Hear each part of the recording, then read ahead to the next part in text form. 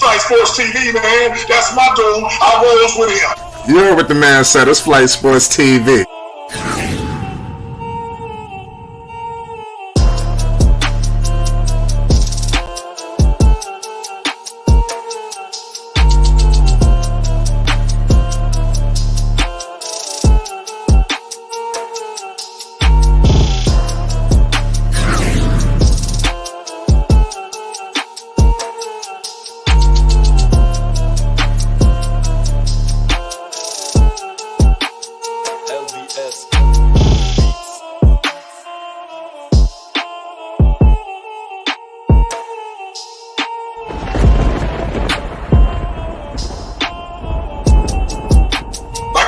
Flight Sports TV, that's where it's at.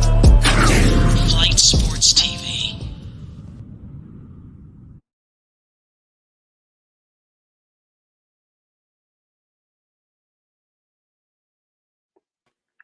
What's going on, people? It's Flight Sports TV. I appreciate y'all for checking with me. You already know what it is, man. We back with another one, man. Another one of them things, man. I appreciate everybody for tuning in with us, man. You know, we got ourselves a hell of a show tonight. We're going to be discussing a whole lot of Triple B talk tonight, y'all. You know, and we will be talking ZO2. Yes, yes, yes. And we will be discussing MB1. You know, who knows? We might even get Jello in here tonight. You already know what it is. We cannot forget about Jello. It's Flight Sports. But we will focus on Lonzo and LaMelo tonight, you know, discussing the NBA season coming up. You know, potentially, hopefully, everybody's ready to go. You know, and then, you know, let's speak from a clear eye point of view. Everything I'm speaking today is from a clear, you know, point of view. You know, with the thought that everybody's ready to go. So let's have that mindset tonight when we discussing, you know, the Triple Bs tonight. You know, we discussed Lonzo and the Bulls very extensively yesterday. You know, it was definitely a few guys that we left out. You know, some complimentary pieces, even some pieces involved in the Big Four. You know, we're gonna have to get into it because everybody's gonna play a pivotal role. You know, if you look at these two teams, you know, if you look at what's going on with Charlotte. You know, who's going to be the wild card out there? Who's going to be the wild card for Chicago? You know, everybody's going to have to play their part. You know, teams are going to have to build from within. You know, both teams, nobody really made a home run. Yes, Chicago did add pieces, but they didn't make a huge splash or anything in free agency or made a major trade and nothing like that. I'm pretty sure they could have got in the mix for a few things, but they didn't. But the Charlotte Hornets, man, that's definitely something we're gonna have to talk about because that's very, you know, extensive. You know, both two teams, you know, in different stages, you know, their development. Obviously, Chicago is more on the cusp of competing. You know, Charlotte, you know, is just, you know, figuring out their way. You know, but I do believe that this is the year for them to get to the postseason, but we got to discuss the key reasons why. But before we get into that, everybody hit that like button. And if you new, you just stumbled to the right place. Most definitely hit that subscribe button. Rave Kingdom, what's the deal? Yeah, what's going on? What's going on? Flight Sports TV, Eyes on the Streets. So glad to see you. Your boy Rave Kingdom's in the building, man. So glad to see y'all. Wonderful topic, man. Most definitely, man. We have to talk about it because the truth of the matter is I have 100% confidence that Lonzo Ball and the Bulls will make the playoffs. The question with the Bulls will make a run. We know they got. Sure. We're hoping they're gonna make the playoffs. If they don't make the playoffs, there's hell on earth going on. You know, it's gonna be some people losing their jobs. But they need to make a playoff run. I think both two teams in two different stages. You know, go ahead. I'm sorry. Right, for sure. And when they make that playoffs, that part is true, man. It's really based on the health. It's based on game plan and strategy. It's also based on the fact that, you know, who we decide using key factors and pinpoint moments. You know, who's going to take that last shot? Who's going to take the responsibility of handling the ball in crunch time when when the air is a little dense and everybody's yelling. It could get, who's gonna take that crate? Who's gonna take that game winning free throws when the fans are yelling and they're fouling? Because there's gonna be times where in the playoffs they're going to choose who to tighten defense on. So they may tighten their defense on DeMar DeRozan, so that'll leave Lonzo or Zach to probably shoot the free throws or something. They might tighten the defense on Zach and DeMar. That means you got Lonzo and possibly a Vucevic or something to hit the mid range. I mean free throws. So it's very something to talk about because there's a lot of things that can happen going towards that playoffs and the playoff run. Now, Charlotte, ladies and gentlemen, we're talking about LaMelo Ball too and their team. Um, I hate to break. I'm not 100% confident in making the playoffs nor a run. Can LaMelo Ball carry and lead this team and fight the battle and and drag this team to a possible play-in and playoffs? For sure. But then again, if the Hornets make that playoffs, um, make a run, I think that would have to be impossible because Hornets would have to meet the Bulls. They would have to meet all those top teams, the Sixers, the Bucks, the Miami Heat, the Celtics, and with such a powerful Eastern Conference, I think the Bulls have a larger chance rather than the Hornets to challenge any of those competitive Eastern Conference teams, And for that situation alone, I really think that uh, if Chicago makes playoffs, they can make a huge run. If the Hornets make a huge run, I mean, make the playoffs, I don't think they can make a huge run. So, but I will say this for the Hornets because I have said this about the Hornets by saying a little depleted and the Melo Ball's gonna have to carry. I wouldn't sleep on them if I was y'all though either, because at the end of the day, LaMelo Ball is on that team. And LaMelo Ball is a matter of fact, full-edged superstar, uprising, amazing. I mean, the man is a meteor comet. You might as well get ready. The man's dropping shoe game. I don't know if y'all seen the shoes lately, man. They got some new ones. It's, the man LaMelo Ball is a star. That's nothing to sleep on. So I will say that. Watch out because LaMelo Ball is going to put on a huge show. That part is nothing but a fact. And that's why you can't quite sleep on the Hornets, even though I don't feel the Hornets are going to make it that big because the lack of support that he has. But when it comes to Lonzo and that Bulls, oh man, and the fact that Lonzo did not get to really play in the playoffs, oh man, better get your popcorn ready. You're. Let me get in there a little bit with you, Shout Ray. out my man Ted. What's good? What's good, baby? What's up? I'm gonna touch base on the Bulls first, of course. Now, the Bulls For making sure. the Bulls making the playoffs is imminent. We already know that's gonna happen. Me personally, where I see an issue with the Bulls is gonna be within coaching. I've said it time and time again. Billy Donovan needs to put his players in a chokehold and put them in a position where he wants them to be in. All right, he can't let DeMar DeRozan take over the team like he used to let Westbrook take over the team. There's actually a point in time when Westbrook didn't want to come off the court and Billy Donovan left him on the court. He can't be that type of coach. If he says come off, you got to come off. So that same attitude, he that type of attitude he needs to have with the Bulls. He needs to put them where he wants them to be, and they need to listen. That's number one. Number two, Lonzo needs to run the offense. And like I said, they're gonna make the playoffs. That's imminent. But I'm talking about throughout the season. Lonzo needs to run the offense totally. Like the offense must run through him. He needs to feed everybody, put everybody in their positions. At the end of the day, he's a classic point guard, and they need to let him just be that. He don't need to be dropping 16, 17, 18, 19, 20 points. It's not that serious, but his assist numbers, they got to be double digits. That's just my opinion. His rebounding numbers got to be double digits. You understand? At the end of the day. So that's the only problem I see with the Bulls is within that coaching issue. I do think it's going to be an issue because Billy Donovan, at the end of the day, he's a soft coach. You understand? He tends to acquiesce to the players a little bit too much.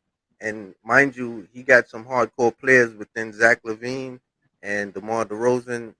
Let's keep it 100. Like those are all stars. So at the end of the day, he can't cater to them. You understand? What they need to do is cater to the team, and Billy Donovan needs to run the team. Lonzo needs to be the head of the team on the court. Period, hands down. So at the end of the day, just to wrap up my soliloquy on the Bulls, they're gonna do what they have to do. You understand? But it's just within that offense. At the end of the day, if Billy Donovan does not take control of that team, they're gonna have a problem towards the end of the season. I'm telling you that. And I'm not bringing in injuries. I don't like speaking about injuries. It's not that serious. Even if it does happen, that's the position that I'm talking about. As a coach, you need to know how to put your players in the right position to keep them healthy, things of that nature.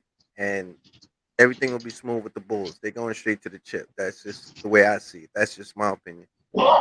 With Charlotte, at the end of the day, Charlotte is they're in a peculiar position because at the end of the day, like I said before, they got a new coach.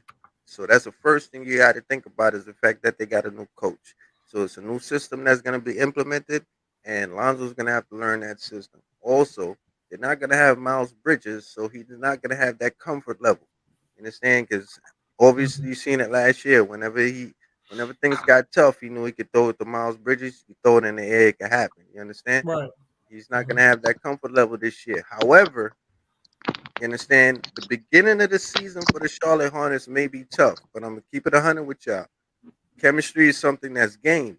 So the more games they play, even though they take L's, they have a possibility of gaining chemistry. You understand? If the coach is good for them, you understand they'll start playing a little bit better. And then what it is about LaMelo, he could find somebody new that could be his go-to, and that's his job. He got to find somebody. He got to make somebody better.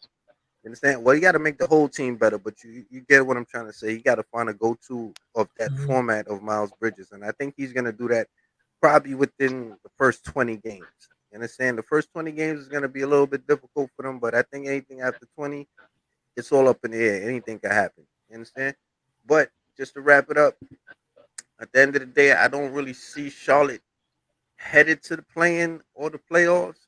However, though, anything could happen because we do know that people go down, things of that nature, teams fall off, and chemistry is a factor. So don't be surprised to do see them in the play-in. I don't see them necessarily getting a number to the point where they guaranteed the playoffs. But if that chemistry kicks in the second half of the season, I'm guaranteeing you, at the end of the day, you could possibly see them in the play-in, but they're gonna have a tough season. That beginning of the season is gonna be hella tough for them. They're gonna have to search for that chemistry. They're gonna have to get used to that new coach. That new coach is gonna have to get used to them.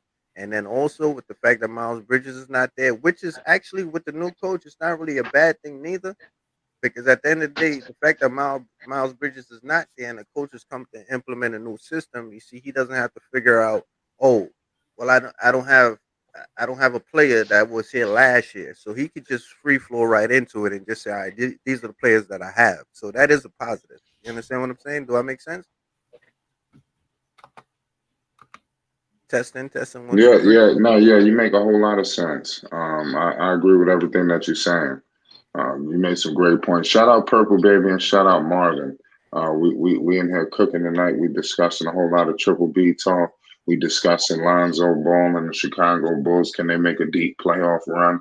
And can the Charlotte Hornets, finally capture, that long-awaited playoff situation? We all want to see LaMelo Ball in the playoffs. He's been knocking on the door year after year. It's time.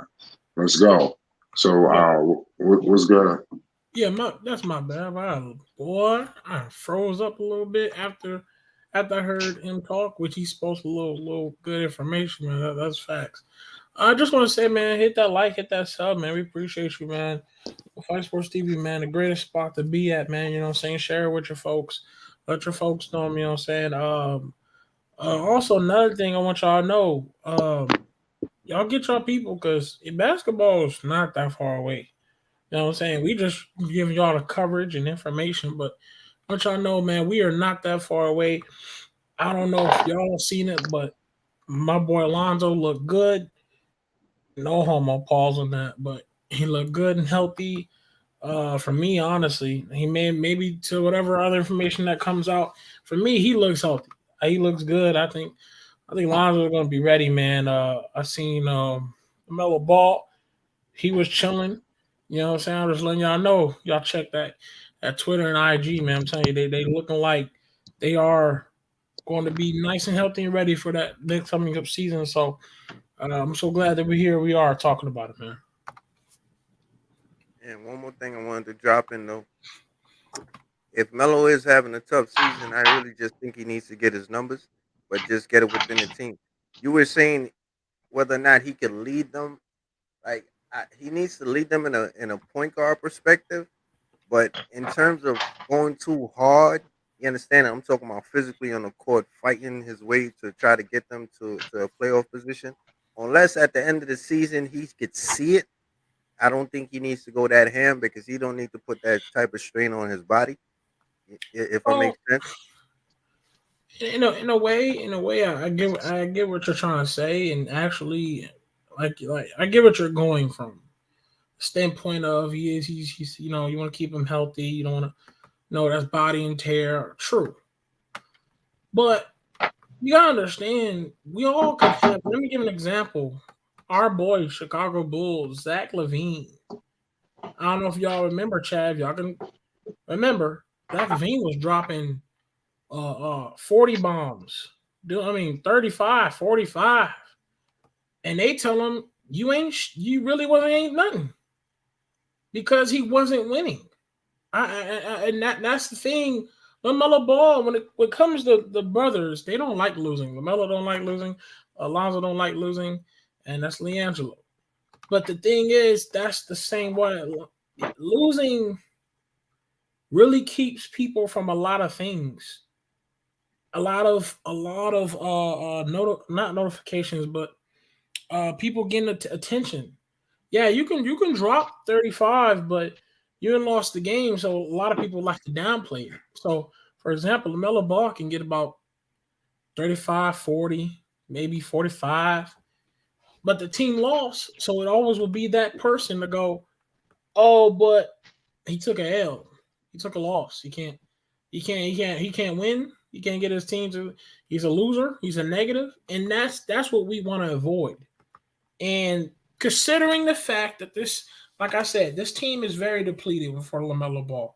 So he does have a lot of carrying to do. And for sure, LaMelo, I mean, this Hornets team is down fact bad. But at the same time,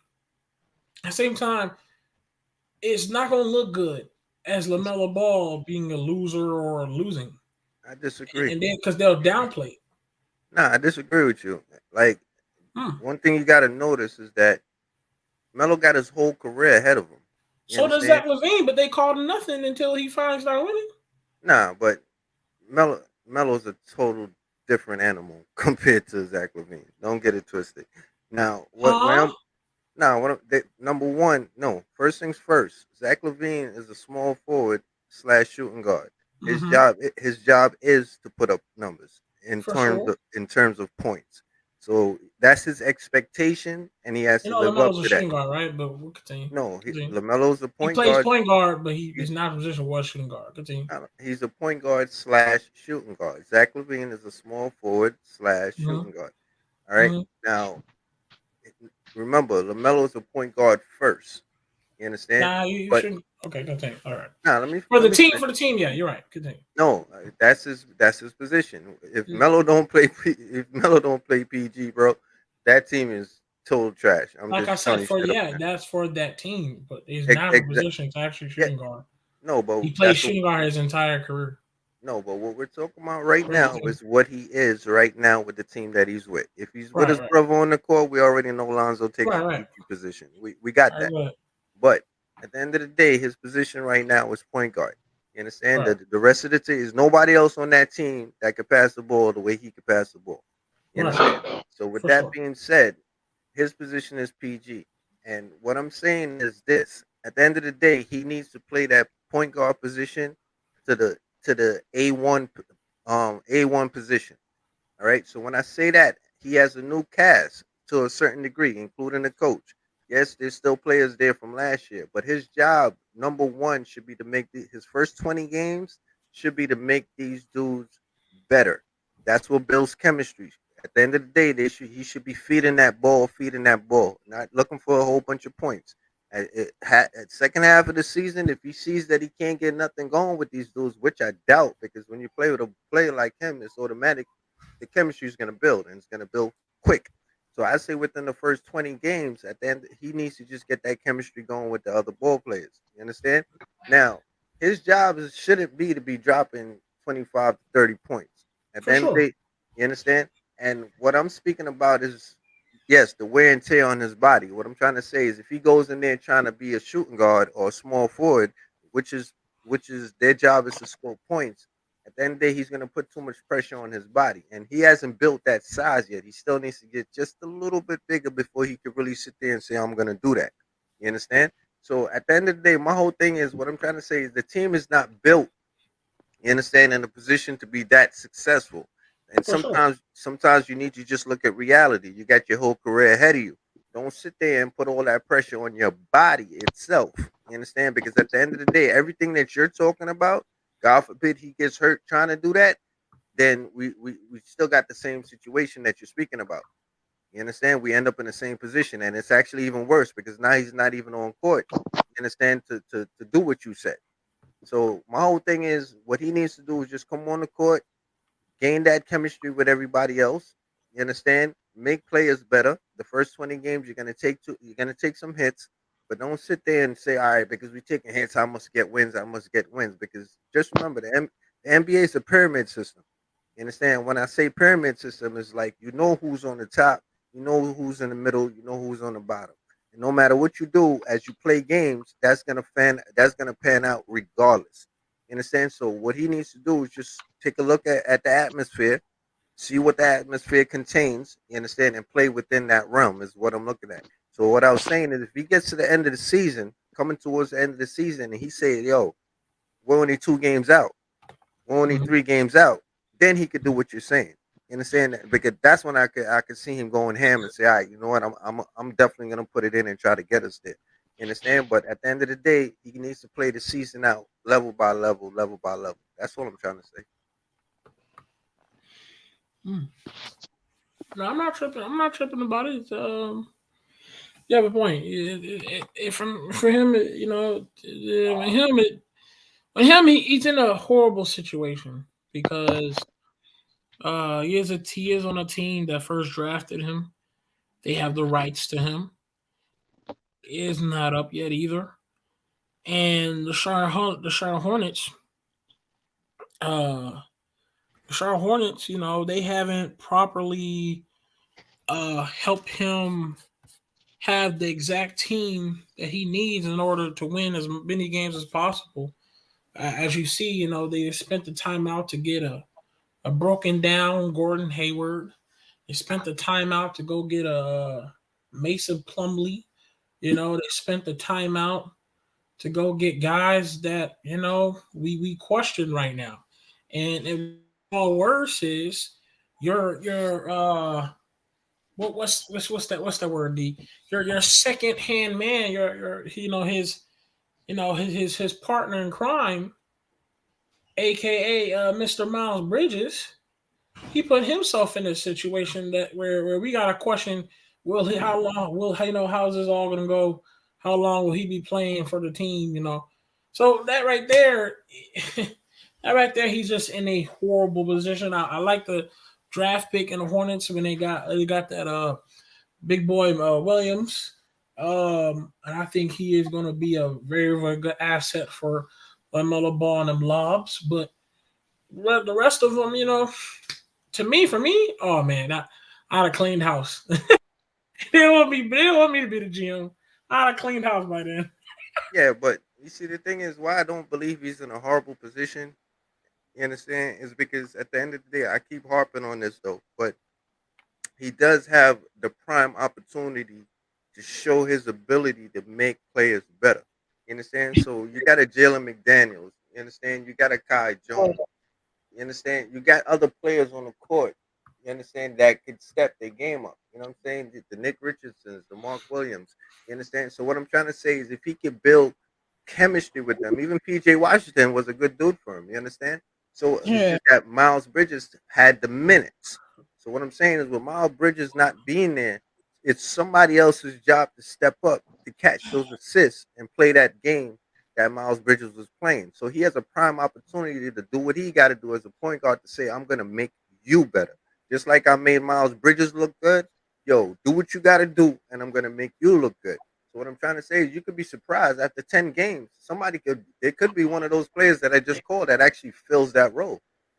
You understand? And now they're right back to where they was last year. And then all of a sudden they could take the rest of the season the way they need to take it and put themselves in a playing position, is what I'm trying to say.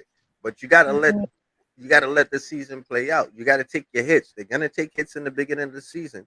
But sometimes what you need to do is get hit in the mouth first before you wake up. You understand what I'm trying to say? Oh yeah.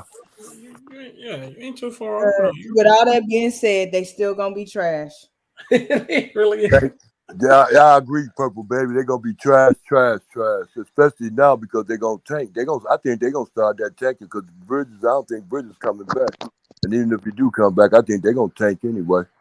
They ain't got no other choice. You see, I'm gonna have to go against y'all with that, man. And Because Gordon and Gordon and Gordon. Let me finish though. You might agree with this one. And then Gordon Hayward ain't gonna play now game. This pitcher's gonna stay up on the ceilings like it ain't nothing. Like he the star of the show, and he still ain't played no games yet. Back to you now. Tell me what you think. then this part of me agrees with what y'all saying, but I'm one of those, glass half full people. You understand? And I'm a strong believer in that the ability that LaMelo Ball has. I mean, I don't know if people don't understand it, but if you step back and really look at this kid, he has the ability to score. He has the ability to pass, and he got an IQ that's above a lot of people. So at the Right. end of the day, what you looking at is basically, what's the word I'm looking for? He's a hybrid. You understand? And you can't never doubt a hybrid player. You understand? So, and at Right. the end of the day, people want to play with him. So All what right. I'm See, trying to this is the point. See, what are you doing? You see what you're doing. You sitting up there. We already know that. What we saying is, what is the success going to be? What is the question is, what is the success of Charlotte's going to be? That's what Bello going to do. Bello going to get his like he been get his. Charlotte, they going to do Jack, and Charlotte, they still ain't been doing Jack. That's the whole thing. Charlotte nah, can't. Charlotte's not going to do no but tank. Melo going to be all the way around. He's still good. It ain't nothing. It's not a question mark on his character nor his game. It's Charlotte that got all the question mark. That organization got question marks. Lee. no, we all know that. But what I'm Okay. speaking on the court, and what I'm trying to explain to you guys is this. I put myself in a position as if I was the PG, and what I'm trying to say is this simple: other players are going to feed off of him. You understand? And the key word is chemistry. So if he's able to build the team's chemistry, you understand, you could be surprised as to what they could do. I do agree with y'all to a certain degree. The team is not that good. You understand? But what I'm trying to say is he is that good. Exactly what you just said. Because you got to understand, you saying he's going to get his numbers. So if he's going to get his numbers, what does it take for him to get his numbers? The team. You understand what I'm trying to tell you? Because his numbers don't just it's not just going to come based on points. It comes based on assists also. So basically, in order to get an assist, somebody has to put the ball in the bucket after you pass it to them. Mm-hmm. For sure. For Yeah. sure. For Good sure. luck with that. No, and that's nothing. Listen, and that's nothing too hard. That's not nothing to really uh go against to you about, And I feel you on that, and I know exactly where you're coming from. It's just we watched the Hornets for 3 seasons. The LaMelo Ball has been there, and it's like history repeats itself. And not only history is repeating itself, we're sitting there like, what's your motion? What's your head point? What are you going towards? And that's where that's Not why more. that's why at the same time we want the best because LaMelo Ball is on that team, so we want the best for it. But at the same time, it's like, how can we speak anything positive on you guys because y'all won't do right? Whether you won't do right on the court, you won't do right in the office, you won't do right within the players' contracts, whoever it is. And it's just we sit there and it's like it's something to talk about at the same time because it's just like what you said is facts and what Marv says facts, what Purple Baby says facts. All of it's facts, but at the same time, it's just like it's hard. It's really hard for me to see these guys step up when uh they show that they don't have that type of I don't know, they don't have that mindset to step up like that. What's his name? Kai Jones. He's how many seasons has he been now with us with the Hornets? Two. I think a You know, year. he's a G. He's the Yeah, this transfer is second year, but he's Yes. back. He's second been year. back and forth. He's been back and forth from a G League And to he ain't ready. all pro spot. He looked like he could be cut tomorrow. You know, it's sometimes some things are just ridiculous. Book Night. I mean, for first time, it looks like Book Night might be having some roster minutes. We'll see how that goes. Hopefully so. We'll Get see to how get that him out goes. Whatever slowly. they says, You see, what's killing me it's about sad. y'all though is that y'all not really. You see how y'all looking at it is that y'all just want the cake to come out the oven. You understand? But y'all don't want to give the cake time to bake. Now, what I'm trying to say is this is Melo's third season. You understand? This is Kai's going into his second season. So at the end of the day, y'all not really giving the thing an opportunity to cook correctly. Y'all just want to take it out the oven too early. You understand? Because what I'm trying to Hey, say is y'all gotta give time. It takes a year, man, and a year is what it is. 12 months is 12 months. A year is what it is. You know what I'm saying? So what y'all have, the expectations that y'all setting on the team itself, could be a I little don't bit have too. any expectations for this team. I never thought they was that good to begin with. And no, what I'm trying to say is you could be 110% correct. What I'm trying to say is though, you still got to give an organization time to get things done. You understand? Like teams don't just win chips in a year, don't just win chips in 2 years. It's a progression, and sometimes you got to let the progression take place. You understand? So at the end of the day, even if they need to take a hit for the season, you understand, and some maybe that's what they need to do. But at the end of the day, you got to give these players opportunities to learn the game. You got to give these younger players opportunities to fill out the game. And then more importantly, you got to give LaMelo an opportunity to get used to the players that he's playing with and vice versa for them to get used to him. So where y'all should be taking it at, the point you should take it at is, all right, Melo just had another year in with these players. So y'all should be looking in a positive light to sit there and say, okay, here comes another year with these players. Let's see what they could do that they didn't do last year. You understand? And granted, Miles Bridges is not there, but like I said, got to give one of these players an opportunity to step up because at the end of the day, they want to get paid. I mean, Well, there's a power forward on the team that wants to get paid. There's a small forward that wants to get paid. You understand? And you're playing with Melo. So at the end of the day, you got to make something happen. yeah, they did. well, They did make something happen. They signed a 7-year-old old man named Big Clifford, Big Red Dog, a bald headed named Clifford. They did something all right, but I see what you're saying. Hiding in the smoke. I mean, you're speaking facts. You know, I got a you can't question. make up. I got a question I want to pose to the panel. You know, on both teams, it's going to be a guy who emerges that maybe we're not thinking about. Who's going to be the key guy? I consider it like a wild card. I'm looking out for Vucevic. I think he's been hearing a lot of the chirp, and hopefully he could be be more effective. Even with some of his deficiencies. Not being such a liability like he was a season ago. Hopefully he's much more comfortable in his role in Chicago. So look out for Vucevic, possibly to go to an all-star level with a little bit more comfortability. He's got the talent. I think last year things was in disarray, but it's very important for Lonzo to get back to help facilitate that. What's your thoughts on that? I agree with you. I agree with you on that too, Flight. And I would take it a step further. I think they're gonna move Boost to that four because they're gonna be having Drummond playing at that center spot to try to use as much as ever. So I I think can see that. I think they're gonna try to move because that's Boost's natural spot anyway. Because he ain't the type of player that you get down there and bang with everybody like that. You know what I'm saying? He like to be maneuvering in that mid-range area. But yeah, Flight, I think that's what's gonna happen with that. I see Boots being successful, and I see, like you said, Boots being that surprise person, not having that same kind of season per se like he had last year. You know, coming slow out the gate. I think he's gonna come kind of a little faster out the gate this year than he did last year. And hopefully, if he got that stamina, he'll be able to play a lot of them games. He'll be able to get at least about 70 games in out of the 80-game season. You know what I'm saying? That'll be possible out of him, and then get that constant production too. Yeah, that's something the Bulls need. Yeah, I Yeah, mean, I agree. y'all can speak on it too, but I feel like uh, there's guys that's going to come in with a huge impact force. Whether that's Vucevic or whether that's Drummond or whether that's even Zach or DeMar Alonzo, but someone has to come in on a huge impact because I think there's going to be very nights where someone's either not hitting on right points, someone is not really hot, not really hitting their shots or something like that. And especially let's say who has a good defense. Let's say the Boston Celtics, man, they're in the playoff game and the Celtics are just locking people up.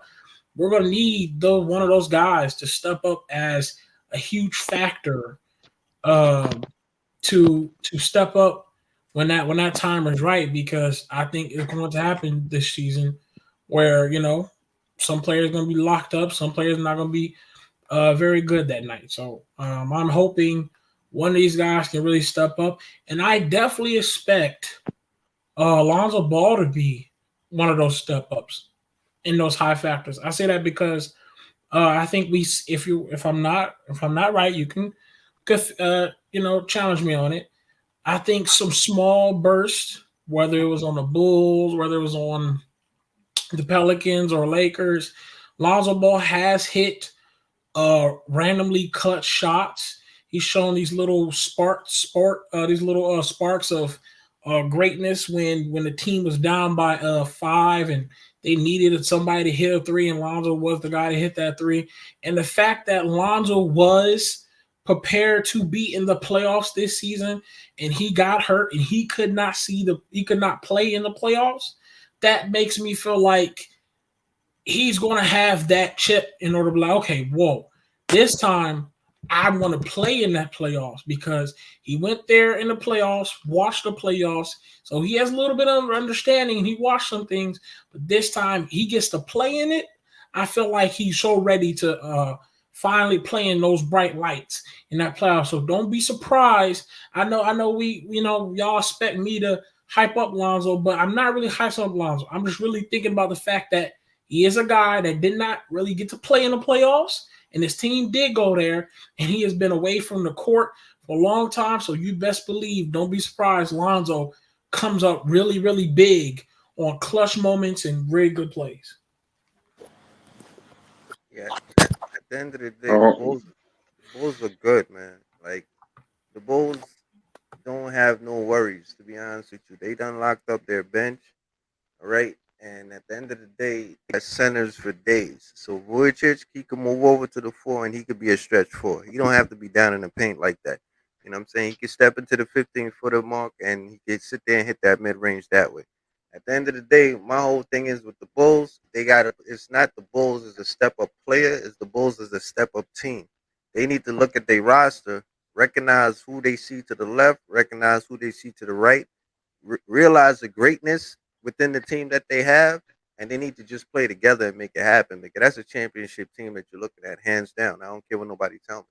That's just how I feel about it. Hey, when you was talking about the Bulls at first, when you had first started talking about the Bulls at first, like about 15 minutes ago, everything you had said about them was right, and especially when with that coach, they ain't Dunley, whatever his name is, but that coach, he really need to get his shit together. He can't coach like he did out there with the Thunder, You know what I'm saying? Especially like you said with that Russell Westbrook situation. He can't go. He can't do that with Zach LaVine and then with the Rose and them. He got to get it in order, man. He got to put that ball in Lonzo's hand too. I agree with you with every word you said about that because Yes, he don't. That's what was messed up last time. They was winning games doing that, but that really wasn't winning no games because everybody knew when it came down to playoffs that was gonna get cut short dead, and it got cut short real dead fast. So see, the they problem. can't go that same. They can't have that same kind of recipe. You understand me? Because you know what I'm saying. Everybody got their recipe. Go And the ahead. I'm person, sorry.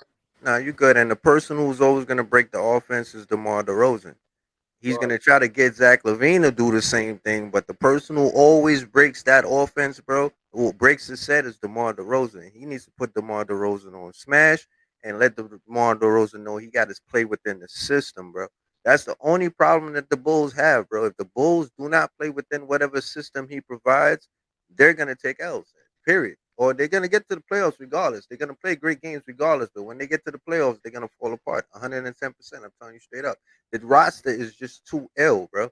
At the end of the day, now Vujicic is not even forced to play power forward. He don't have to play. I mean, excuse me, play center. He don't have to play center at all. All right, you still got Tristan Thompson, and you just added Andre Drummond. Like, let's keep it 100. You still got Patrick Patterson. You understand? And then you still got what's his name? What's his dude name? Tony Bradley.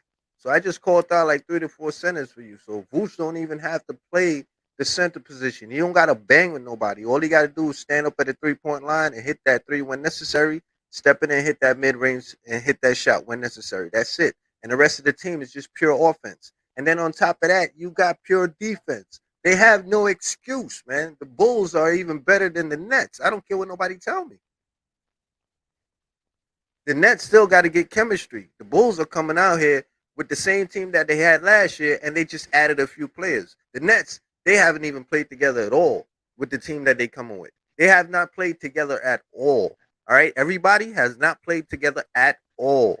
The Bulls coming in, they all have chemistry from last year, and they just got to implement the new players that they have right now. And then you got a body bruiser like Andre Drummond, that he just at the end of the day he ain't even looking for buckets. There's no excuse. So the only person who can mess that up is Billy Donovan, 110%. Right. I agree. Yeah, so what's your thoughts on what I was discussing on both teams? Did everybody get a chance to speak? Shout out Purple Baby Marvin, No Panic. I was Who's some of y'all surprise guys? I have Vucevic. We didn't get to the Hornets yet, but we guess we discussing the Bulls. You could say, I mean, if it's Lonzo, it's Lonzo. I mean, yeah, I can definitely speak on this. I said Boots. I said Boots. Like Yeah, I got Vooch possibly going to an all-star level. That's what I said when I meant teams got to build from within. right, He's got the talent. It's just he got to show it. right, But he need Lonzo to help him. right. Because he gonna be Donald's gonna be running, gonna be feeding the ball. Yes, Yeah. getting easy looks for him, and that shot gonna get even money. He get Right. too comfortable shooting threes. Vooch cannot get comfortable sitting at that 3 point line, especially when he make one or two. I get scared. I'm like, damn, he about to sit out here all night. Yeah. It's like Vooch got to get back down to how he was playing in Orlando. I don't know how they're gonna do it, but they got to figure it out. See, Flight, I disagree with you a little bit on that, man. Well, Not even. not necessarily annihilating, just shooting, just taking bad shots, but getting to the post. I'm sorry, but go ahead, Ted. Nah, I disagree with you a little bit because what I'm trying to say is, you see, they got so many penetrators, bro. You understand? And between Zach LaVine, Lonzo Ball, and DeMar DeRozan, and then you still got Caruso who could get to the bucket. You understand? And they got Dragic who could get to the bucket. I just don't think they need to fill it up like that. I think Andre Drummond needs to be down there to make sure that he get boards. Vooch need to come off that 3 point line as a late rebounder. You understand? But they need to really put that, like, Vooch don't need to be a main focus of that offense at all. You understand? He needs to set screens and get people open, in my opinion. You understand? And make sure and I mean, I'm sorry to go against you, but I really do think that is what he needs to do, is sit out at that 3 point line, because what it is that we have so many penetrators that can get to the bucket and score at the bucket. He don't need to clog that paint. I just think we need to have Drummond down there, and he need to come off that 3 point line when the ball, as soon as the ball goes up, he need to come off the line and go help with the rebounds. I just think that should be his role, man. He shouldn't be What looking for all-star role this year. You need to Well, just fall into the system. the thing about that is you're right about that, but see the thing with Boost, that was Boost last season he was doing to a certain extent he was doing the same thing. But he had to bang a little bit more on the inside because of the fact he was playing that center spot. But with Boost wasn't the first option or the second option with the Bulls. He was the third option. Yeah, but he had his back to the basket a lot last year. You know what I'm saying? So he they was dropping that ball into him, but granted, Yeah, he because the was spot. he nah, you're 110% right. He was playing the center position, so that's what he was supposed to do. He was doing his job. So I'm not disagreeing with you with that. What I'm trying to say is this year we got Andre Drummond down there who could put us back to the basket and he could, I mean, it's not a hard shot to make, especially if you got a big body. You know what I'm saying? Just move somebody out the way and lay the ball up. It's just that simple. You Okay, but understand? yeah, I understand. I understand that part too. But my point, what I was saying was first, like what Flight was saying, with Boots, he got to take more of a role this time. He got to stress upon himself to do that. He was mediocre at best last season. He was, like I said, he was the third option. If he be the third option this year, he's going to have to be a whole lot of just being just better than mediocre. But you see, it's a 3-point shooting league right now. So I this is the He main should be reason why right. He should be ready. So what if he just come with that lackadaisical thing like he came off with the first half of the season last year? What if he go to that routine again? Wait, Boots, what's wrong with you? I don't know. It look like Boots on drugs or something. now. But what the difference is, he's not playing center this year. So Right. So just we got to expect remember that. there So you go. That we expecting that big turnaround for Boots this year. See, that's the whole thing. And you said that you really ain't expecting that because you don't want him to come too much up out of his way. He has to come up out of no, his way. no, you got to understand what I'm trying to explain. Go All ahead. right, even if he does, even if you want to say it takes a leap, it's fine. But as far as I'm concerned, there's DeMar DeRozan and Zach LaVine, so I don't see how it's possible for him to take that much of a leap. But what Right. I'm trying to say is, Go ahead. within playing within a system, if he puts himself out there at that corner three, you understand, and leave the paint open for these dudes to penetrate. All right, if you want to say, all right, he's going to step his game up with threes, he's going to shoot 33, 35, 36, 38% from three. All right, all good. That's what I'm talking about then. So then I agree with Flight that way. What I'm trying to say is at the end of the day, he needs to keep that paint open. So he can't go down there with Drummond. It doesn't make sense for him to be down there with Drummond. I agree. Drummond is a big body. Let him be in there by himself. If the ball goes up, you come off the 3-point line and you go help with rebounds. That's your job. But at the Right. end of the day, you let DeMar penetrate, you let Zach penetrate, you let Lonzo penetrate, let them create a double team, and you stay out there, get that ball, and hit that three. Bang, bang, bang, all I day. agree. That should be your job. I You know what agree. I'm saying? That's just how Yeah. I look at it. Salute, guys. What's going on, panel? Time What's going tomorrow. on? What's going on, guys? All Oh, right. what's I good? agree with that, just about everything you guys are saying. I did want to just chime in and say a couple of things. I don't see Vooch raising his game, and the Bulls really don't need for him to raise his game. The whole team needs to raise their game. Amen. Defensively, the bench, and starts with Billy Donovan. Amen. These are Vooch's numbers last year since everybody said he didn't play so well. And I know numbers don't mean nothing to a whole lot of people, but on this team, sometimes minutes played means a lot, especially due to injury. Vooch actually scored 17.6 points a game, eighth among centers, 11 rebounds a game, seventh among centers. He, the deficiency was the Bulls were 28th in rebounding. That's where Drummond comes in. The Bulls missed out on so many extra opportunities by giving up offensive rebounds when they made it. The other team missed. The Bulls were 27th in the league in defensive rebounding. They were 28th in offensive rebounding. They addressed some of their main issues, and I know it comes back to everybody's mind that rim protection was more important. No, to me, rim protection starts with your defensive guards not letting the other team's guard get to the rim. There's your rim protection. And we lost that when we were injured last year. With a healthy Bulls team and the rotations that we can put out there, if you look at the Bulls team all the way down to their last man on their bench, which is a rookie, Amen. everybody else has played. They are ready to go.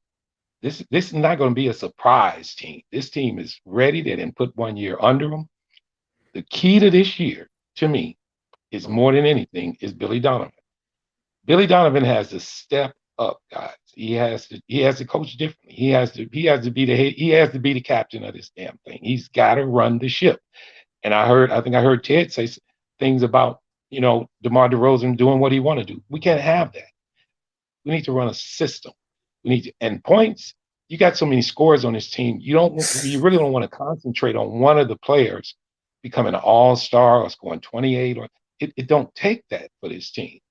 If you get contributions all the way down through this team, everybody will be happy and the Bulls will be winning. The key to the Bulls in general, just like I done heard so many times people say that they were winning last year and it was just bad basketball.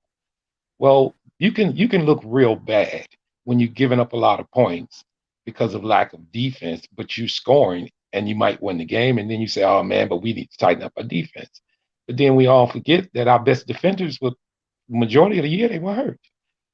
If you combine Caruso, Lonzo Ball, and Patrick Williams games missed, it was 162 games last year. If you combine, they missed games. That's from three of your bet. Those are your three best defenders on the team. We didn't have them. The extra minutes that Javonte Green got because of injuries. He was starting at the 4 slot. He's barely a damn 3. He started, I think it was more or less 40 some odd games last year at the 4 slot.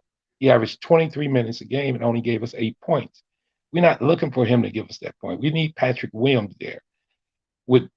To me, the whole key with this thing is the mindset of Drummond saying, "Okay, look, I want to be the best rebounder," which means it takes the burden away from him even worrying about scoring.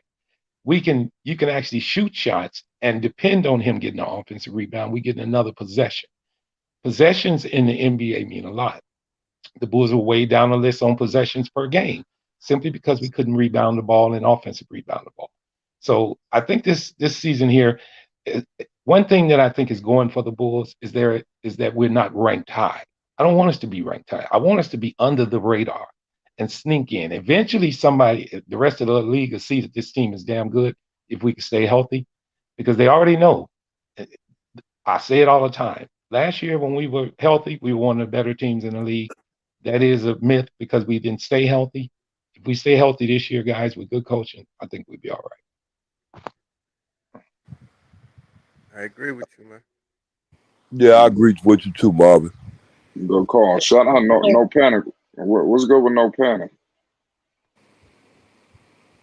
No panic. Been sitting quiet for a second. What's good? What's up? Yeah, what's up? What's good? What's your thoughts on this conversation? I mean, said the X factor for the Bulls always gonna be Lonzo to me. I mean, that's kind of why? Because the team don't move without him. Like, I mean, you can replicate what he do defensively to a certain extent with Caruso, but I mean, offensively, like nobody scratched the floor. Like, amongst the things that have been the problem with them going down the stretch, I mean, it was coaching to a certain extent too now because you got to adjust and whatnot. But I mean, I just think they ain't had no other 3 ball out there to scratch the floor, and you don't want Zach LaVine being that player because then you kind of minimize what he possibly can do for you. As far as like what he do offensively, instead, like he ain't no catch and shoot player. Like he want to get to the basket, that's his main focus. But if he got set up for mid range or the 3, then I mean he can do that too. So I mean, like I said, you can do it. You can throw a certain percentage towards Billy Donovan and adjustments, and that's cool. But you also got to look at it like, I mean, Lonzo make that team run offensively and defensively. Well, and I agree with you totally. I agree with you totally. No panic. And I want to say this in rhetorical to that. We had a player that could stretch the floor, and his name was Kobe White. Well, he started struggling last year. Right. Without his 3-point shooting and Lonzo Ball not being on the floor, our spacing was terrible. You're right. We couldn't threaten anybody. The Bulls were good in 3-point percentage, but we didn't shoot a lot of them because we lost our main shooter who shot the threes, which was Lonzo Ball. I think he attempted almost 8 per game last year, or 7 or something like that. But when you lose that, and then that's why Vooch would periodically try to shoot some to try to stretch the floor a little bit. I think that's why I always go back to health. And this is for every NBA team. I'm not crying on this because the Bulls were hurt. They were the 4th team, the highest injured team last year. But I'm not crying about that. Yeah, we all know we were hurt. But we need to get healthy. We need to put the players around the guys who we have. Only thing that because I hear it quite often that, everybody kind of wants Lonzo to step up his game. Well, he averaged 13 points a game last year. That was 30th in the league. We're not worried about that. He averaged 5 rebounds a game. That was 7th among guards. That's where we want him at. We want him a little higher. His assists need to come up. He only averaged 5. But here's the points that he did well in. He averaged 0.9 blocks. That was first among all guards. He averaged 1.8 steal a game. That was first among all guards. These are key things that we can get from him that we didn't have when he was hurt last year. Now, you tried to replace that with Ayo Dosunmu, and I'm not even going to go over those numbers. And we shouldn't expect that from a rookie. I think the health of Lonzo Ball will take the pressure off of Ayo Dosunmu. Bringing in Goran will take the pressure off of Ayo Dosunmu. The health of Patrick Williams will take the pressure off of Javonte Green and Derrick Jones Jr., and everything else falls into place. When you start getting all these guys taking minutes away from other guys, you build for a long season. If you look at, because I think it was a couple of guys on the panel that were saying last year that DeMar needs to take a day off. Zach needs to take a Vooch needs to take a day off. Well, if we can all remember, they were playing heavy minutes because of lack of bodies, period, on the team. We gotta stay healthy, guys. We stay healthy, keep these minutes down. These guys stay fresh down the stretch. The Bulls will play a lot better. We have to make sure that these guys are on the floor. And chemistry, the Bulls that was rare last year what the Bulls actually did in their first year. They actually played pretty damn well. To be 10 games over with so many new guys on your team is an accomplishment in itself. I'm not going to give that directly to Billy because a lot of those games were just won by the players. I didn't see I guess we all can probably count on one hand how many games Billy Donovan won for the Bulls, and you can just imagine how many times the players actually won the game. Billy's coaching decision, to me, no panic, is more important to me. Well, I wouldn't say it's more important because the importance of Lonzo Ball being on the court is immense. We all know that. So I don't like to keep mentioning injuries because it kind of jinxes. To me, it jinxes. So I feel he's going to be healthy. With him on the court, it makes Billy Donovan's job so much easier because of his basketball IQ. I mean, Billy Donovan he can chew gum if Lonzo's in the game every damn day. Because Lonzo's going to make those critical decisions, going to do the right things, going to pass the ball at the right time, get the rebound, get it out on the break. Billy and he's even going to set the team up if Billy's not even calling a play. So I understand your urgency on Lonzo, and I know for sure. I mean, it showed last year where we were when we had him and where we were when we lost him. So you can pinpoint it on definitely with him, but I don't like to put the burden on one player or one coach or one anything. I think it's a team effort, and I think, truthfully enough, if we don't have Lonzo, that's when it falls on Billy's shoulders even more. He's got to make the proper adjustments. That's the best He's point got you to made make out of the everything you said. proper adjustments. He did zero when we lost these players. Well, he did. I wouldn't say zero. He did a couple of things. He tried to mix things up, but he has to do better with it. When you have this kind of roster, this roster is heavily loaded, guys. A lot of people don't believe it, but this roster is loaded. I just say it. Go all the way down their bench. Look how many games were played in the NBA on their bench. And there's one player on that bench, which is a rookie, Dalen Terry, who didn't play last year. Everybody else played big minutes because of injury. So that could be a something that help us this upcoming season. Hopefully we can stay healthy and minimize these minutes on these guys and get down the stretch and play pretty well. At least get to the trade deadline, address what we need, because they did some good things in the off season. They didn't hard cap themselves. They didn't go into luxury tax. So we still have a chance to better this team. There's a lot of things going for this Bulls team. We got contracts that are friendly. We got guys that we do have decisions to make with Kobe White and Ayo Dosunmu and Caruso in the future. But this season here could determine a lot of things on which way this goes, including how well Ayo plays. That will determine how long we keep Caruso or if Kobe stays. We all talk about the Bulls need shooting. Well, we got shooting if Kobe White will hit his damn shots. It was a Yeah, time when hold up. Kobe. Stop beating up on Kobe, man. Kobe was hurt last year. He came back. Oh, I know it. No, I'm He not. had No, to no, I'm implement not beating himself up on into him. the I'm system. not. So I'm not beating up on him, but that he was that not consistent. I'm not beating nah, up on he him in you particular. can't expect that though, because when he came back, they was headed towards the playoffs, and at the end of the day, it was a brand new team, like to him, because he had to get used to everybody that was on the court. He didn't practice with Yeah, them. and He like I didn't go said, through Ted, training I'm camp with not them. beating up. I'm not beating up on him because at the time he was our only shooter, basically. So the pressure was immensely on his shoulders. He did it. He had his. I didn't say it this 3 or 4 times, Ted. If you look at his percentages, he shot the best of his career last year, and he was injured. But I feel that he's going to be even better because it's just not so much Let me pressure on him to be the only one to hit that shot coming off on that second team. hold on, You Mo. can look at. Go ahead. Let me I'm just sorry. get this in right quick, because I just wanted to say something also, man. Like at the end of the day, like people like to put a lot on Lonzo. The team don't go necessarily where Lonzo goes, and the Chicago Bulls kind of sewed that up. They kind of realized that last year, and that's the reason why they went and got Dragic. All right, so they went and got a veteran Yeah. point guard, Well, Goff, and then people need to understand Chicago. It's a team. It's a franchise. You understand? So it's a basketball franchise. It's not a player. You understand? So when people go after Lonzo, like you got to understand the team or the head office has to do what they have to do in order to secure that team. So what they put did was players around. they went and got exactly. So now Lonzo don't have to, and anybody can get hurt. So I don't like talking the hurt business. What I like to say is, regardless of who gets hurt, what do you as an organization do in order to bypass that? Because getting hurt is Right. there's an expectation for that. And I love what Chicago did, because Chicago went and filled out their bench, which is something that they did not have last year. So even That's God right. forbid somebody, I'm not saying no names, but God, and I hate talking the injury nonsense, but at the end of the day, they did what they had to do. So stop talking about last year. You got to go see what's going to happen this year, because if a player does go down, guess what? They got somebody that is actually perfect to fill the roles. And not only That's that, right. Ayo Dosunmu is a shooting guard.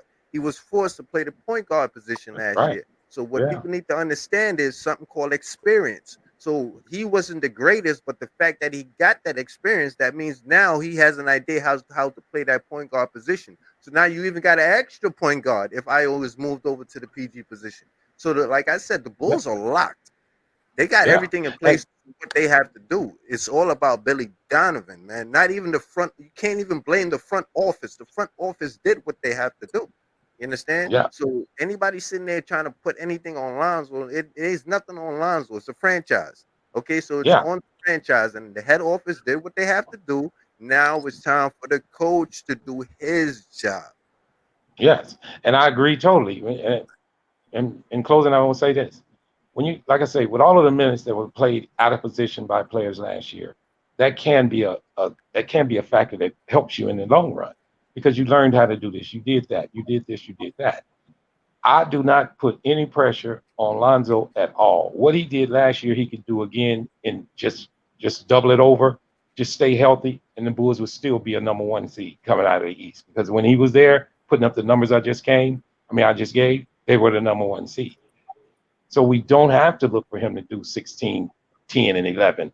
I don't see that because if you look around this team, you got so many scores on the team, at least on the starting lineup, he shouldn't have to do that. As far as Vooch playing the four in the stretch, that is his normal position. I don't know, guys. I hear you guys saying a lot about Drummond and Vooch being on the floor together. I don't know how much we're going to see that. I really don't, just because of the way the Bulls' offense is ran. It might come here and there, but there's so many ways you can mix and match this team So in who's so many different ways. Makes your question? Uh, So in your mind, what's the starting lineup? Patrick Williams playing in that four. Vooch is Patrick starting at Williams. center. Yes, that's the starting lineup. Your starting lineup is Lonzo Ball, Zach LaVine, DeMar DeRozan, Patrick Williams, and Vooch. That's Now you're your gonna mix and match. You're gonna mix and match. Don't get me wrong. I'm just opinion. saying the starting lineup. I'm just saying the starting lineup. The First of tip all, ball is here's the not deal. going like that. I promise you that. The tip ball is not going He, like that. Andre Drummond is tipping that that's the ball. way they're gonna start. No, no, no. That's the way they're gonna start. Well, okay. You listen. That's why I just said mix and match. I'm not arguing with you on that. I mean, I wouldn't be mad if Drummond started, but the difference is this: we were the bench was totally out rebounded totally out rebounded last year. We get bench rebounded if Drummond comes off the bench. Patrick Williams going to give you a little bit, but not like Drummond. They're The not difference about to in to start me, drumming.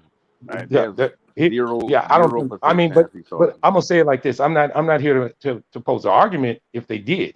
I mean, just let's make it work. But I just see the better fit on him coming off, but mixing and matching. Listen, I'm just saying starting. Usually Breaking starters news, stand better breaking than news, breaking you. news, breaking news, breaking news, Oh breaking yeah, news, what's up? breaking What's news, up? What's breaking up? What's up? news. Adrian Wojnarowski reports New York Knicks RJ Barrett, has been extended on a 4-year rookie extension worth up to $120 million. The deal is being finalized right now as we speak. It's Flight Sports Wow, TV. wow. I'll get into that in 1 second after I finish this. I That's really no believe. surprise. Yeah, I'm just gonna say this, and then we can go to that, guys. I really believe, guys, that if we can minimize the minutes of our star players, make sure everybody's in place where they need to be, mix and match this lineup. I'm not fighting the fact that Drummond might start. I'm not fighting that. If it works, fine. The difference to me is winning. If it's a combination of any sorts of players on that court at any time and we're winning, I think that's all that matters. Go ahead, guys. Uh, whoever want to go could go, man. I'm with Marvin. I mean, Purple I baby. ain't shit. That's all I had to really Purple. say. But We hadn't quite Uh, heard from you yet, Purple baby. Not surprising about the RJ Barrett stuff. That don't surprise me. And Teams. also, and another thing, things are starting to. The Knicks must know something, ladies and gentlemen. The Knicks must know something because word just got out. Also, another breaking news, if y'all didn't hear about this, is a report saying that the move for Donovan Mitchell could happen as early as I believe this week or next week. I'm hearing that the deal should be happening any time now. Like the pace is starting to get accelerated. Well, That's Clyde, I I just got an wanted to ask article. you Oh this, yeah, Clyde. I got it right here. It says that it's expected a move regarding Donovan Mitchell will be made this week. So So what how did team? Okay, all this happen? They just gave RJ all this. Let me stop that's talking. what I was just going to ask Yeah, you, yeah, Flight. yeah. Let Is me this stop a talking. move? No, listen. I ain't. Are we about to figure this out? You gotta ask me the questions, Marvin. Yeah, because that was my question to you.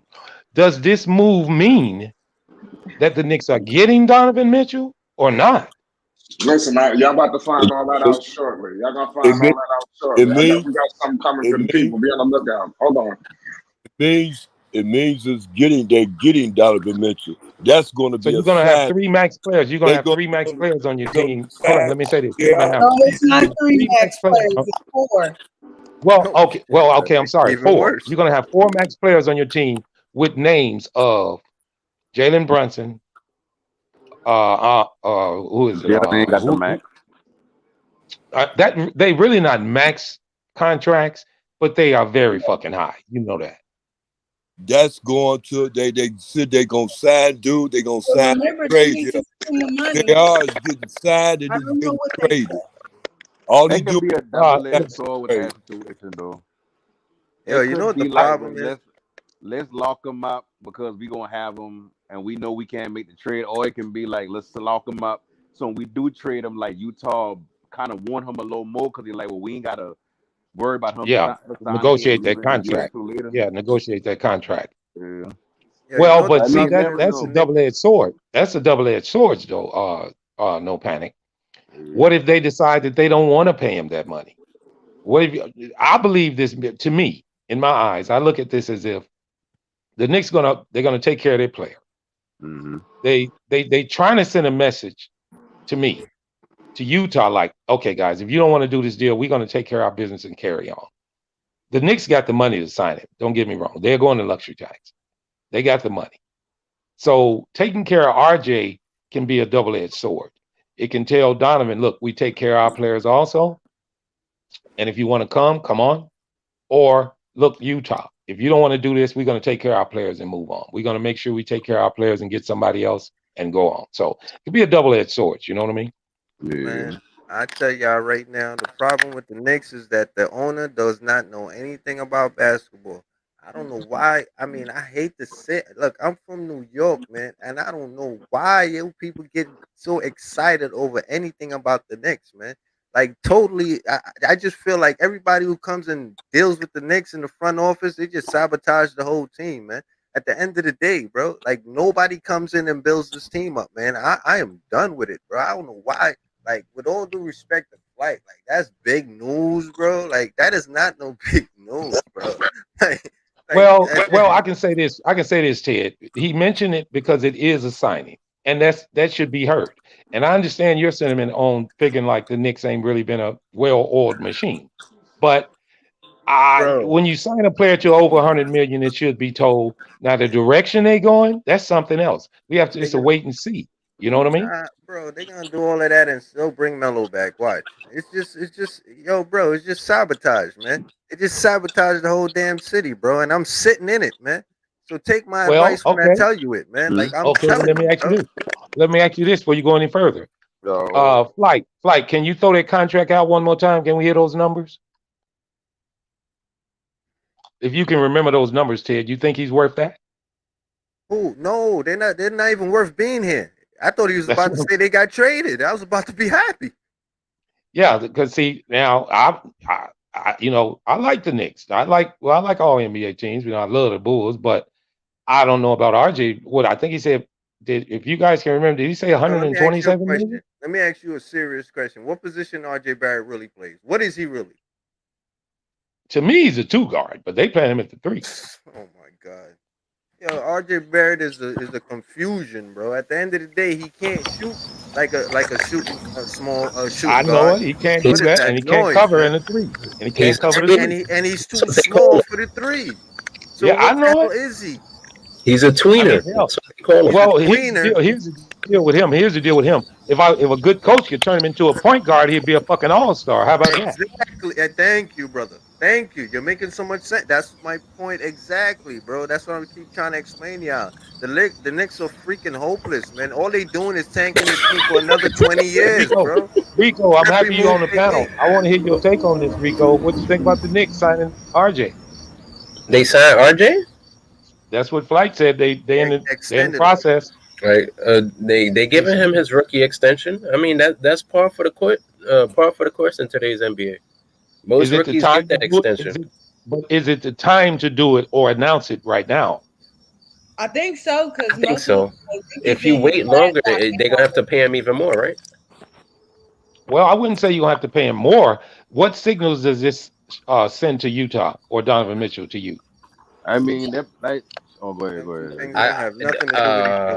I will say Utah can look at it like they just got him on a discount, because if they traded for him, then they would have had to pay him more when his contract was up. Yeah, negotiated. So now when they trade for him, they have a little security. They know they get RJ long term. They know they get RJ for 4 or 5 years. Kind of like what happened with Aiden over in Phoenix, right? Exactly. But here's the thing: now you can't trade RJ for 90 days. But they haven't signed him. They haven't signed him. No, they didn't sign him. They extended him. I apologize. Yeah. Okay, yeah, no. So they can still trade him. All right. So let me ask you guys this: is this a smart move by the Knicks? Yeah. It's a smart move because RJ Barrett, at worst, he can be a good perimeter defender. You think so? Yeah, he got the size. Ted, come on, Ted. We just talking about him. No, we're not Knicks fans, Ted. We just talking about him. I'm a Knicks fan, and I'm the one who's going in like this, bro. Okay, I'm sorry. Well, we probably need to get off this subject. That's the case. We could. Y'all can speak your mind. I'm gonna speak mine. The only thing that upsets me is that Knicks fans are so delusional, bro. Like Knicks fans are the equivalent to Cowboy fans, bro. It's like I don't know what they see, bro. Like any little move the Knicks make, everybody get hyped. Like, yo, we did this. Like, yo, bro, if we can't draft correctly, what can we do? You ain't never lied. If we cannot draft correctly, what can we do? It's crazy because y'all a huge market. Why y'all can't attract nobody? Bro, because our owner knows nothing about basketball. That's the problem, bro. He knows nothing about basketball. Hey, yo, I saw a report saying James Dolan was trying to sell the Knicks. Nah, he ain't doing that, bro. That would never happen, bro. What are you, crazy? Yeah, I don't even bother. I'm not lying. I saw it I want to say 2 weeks ago. Man, that's And James dreams, bro. Dolan was considering selling the Knicks. As much as he don't know basketball, I don't want him to be that stupid. And James Dolan giving Shit. y'all boy free cable in it.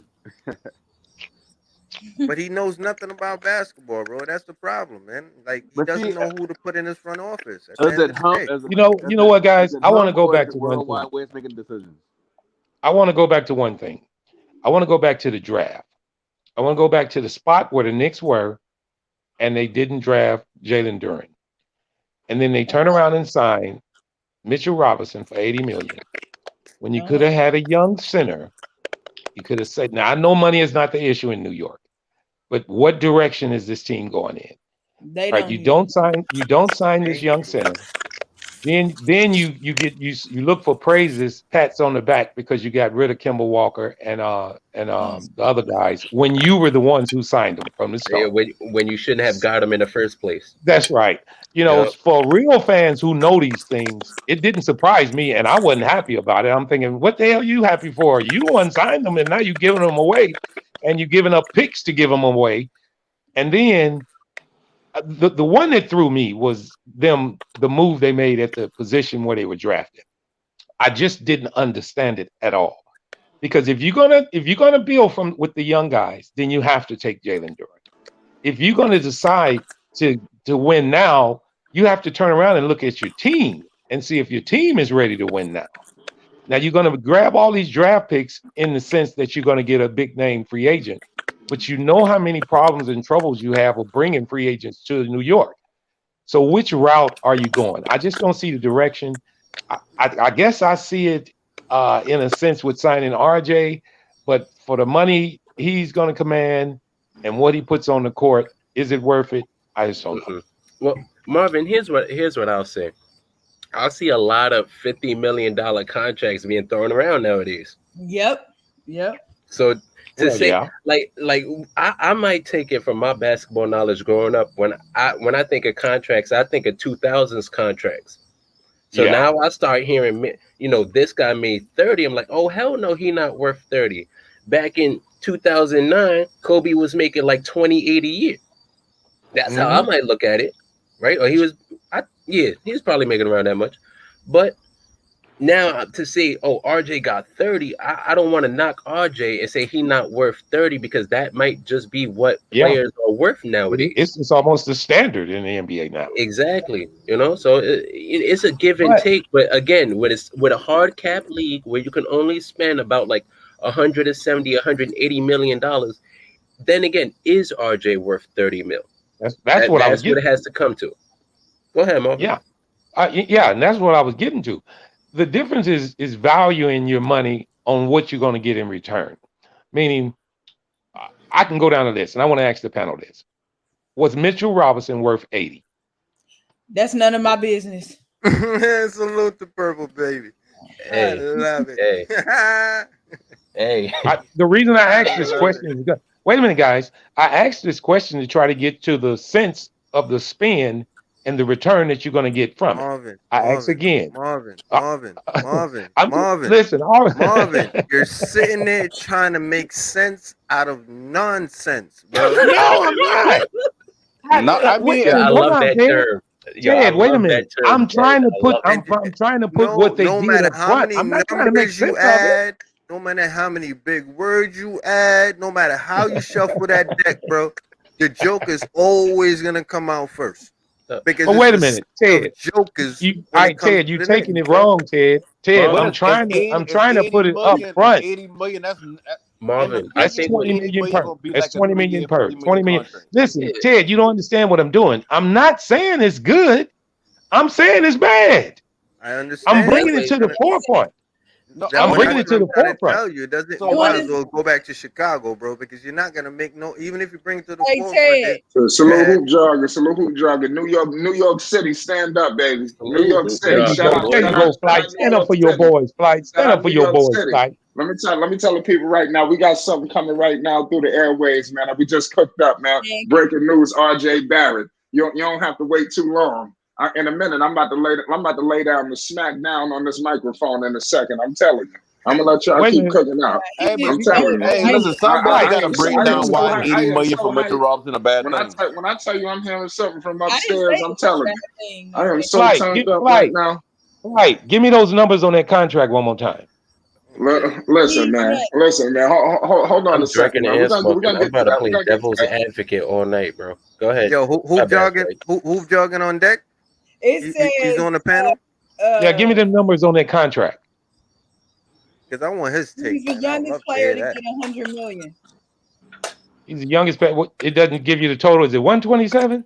No, it's 120. Okay, so that's the equivalent of what? 20, 25? 20, about 27 guys. What the contract is? 3 years, 4 years. Yeah, 4 years, 120. So it's about. So 30. it's about Oh, that 20. 15. That's 15, 30. 30. That's Goddamn. 30. Nah. Yeah, That's nah. That's 30. what I said. That's 30. That's 30. Okay. Well, I would Question like to to the panel. Salute to you, hoop say this jogging. right quick. We can go look on every NBA roster and find a guy, and I can think of one right now that you be like, how the fuck did they get that? So get used She to it. throwing strays at Gordon Hayward. Go, just say it. And I No, understand that. I understand that. that's not who I was No. Purple Baby. seriously not No, who I hold was on. Rico just said it. If you look around the league, you'll say that everywhere on a whole bunch of teams. I mean, the money these Russell guys are getting Westbrook. now, the money these guys are getting now fits none of them. Almost none of them. It really Kyrie does. Irving. I mean, if you look at that contract, he's getting more than DeMar DeRozan. Who? Yeah. DeMar only makes 28. Yeah. I mean, but you got to But add think in the about fact it. that When like his deal 80. is up, I want to know where is he on a New York Knicks payroll? Is he the highest paid player? Right, Does this right now he contract would make him? be. Well, who Right y'all now, Does talking this about Barrett? okay? Y'all Does talking this about Barrett? contract make RJ Barrett their franchise player? You got to pay that man. Yo, Yeah. bro, what you just said, you just took words right out of my mouth, bro. That's cold-blooded, man. It's like football, bro. It's like we just have to franchise somebody, bro. Just slap them with the Nah, bro. franchise. Like that's how it looks, bro. Like they got to give the money to somebody, so fuck it, give it to him. But at the end of the day, Well, the team all right, sucks. all right. I got a question. Hold on, guys. I got a Well, question. Marvin, hey Marvin, y'all, I Manny ain't said hear the none of player y'all I say was nothing thinking about about. the 80 million. Like, what wrong with Mitchell making 80 million? Nobody. Yeah, well, that's what I asked. Was the 80 million okay? I just said I wasn't gonna comment on it. He could take that 80 million and go somewhere else. I don't. 80 I don't million? care what you make. I don't think 80 mil is bad So for him. I I just think think he's not healthy enough. I don't think he's not healthy enough to warrant that contract. But then again, other players Rico, get that contract based I on say what this. they think their impact is. I say this. The reason these contracts look so bad is you want to go back to Ted's point. They on the Knicks. They're not ran properly from the front office down. Meaning, are they throwing the money in the right places at the right time for success? Or are you spinning your wheels and then at the end of the day, you're going to end up with no damn money and you ain't got no more rubber on your fucking tire? Well, nah, they always gonna have the money. That's the problem. They get hit with a fine. They got That is the problem, Ted. The Knicks Yeah, they got too much money. money. They always gonna have the money. That's the problem. Randall ain't gonna be there that's for too long. much of the problem. Randall ain't part of these future plans. Well, and Randall's right now. Randall's got the most friendly contract on the damn team. How about that? Exactly, and Randall's not overpaid either. He's decent, but y'all just want it. Y'all number one and y'all number two is trash. Y'all want y'all number one to be Randall. Y'all want y'all number two to be Randall. Now it's RJ. But you all right. So who's the number one and number two on the team now? I don't care. It's RJ and Randall. No. It doesn't matter. No. It's Jalen Brunson and RJ and Brunson. Yeah, as far as money is concerned, it's RJ and Brunson. All right, and Rico, you from New York, right? Of course. Are you proud of that? Yeah. What you just said?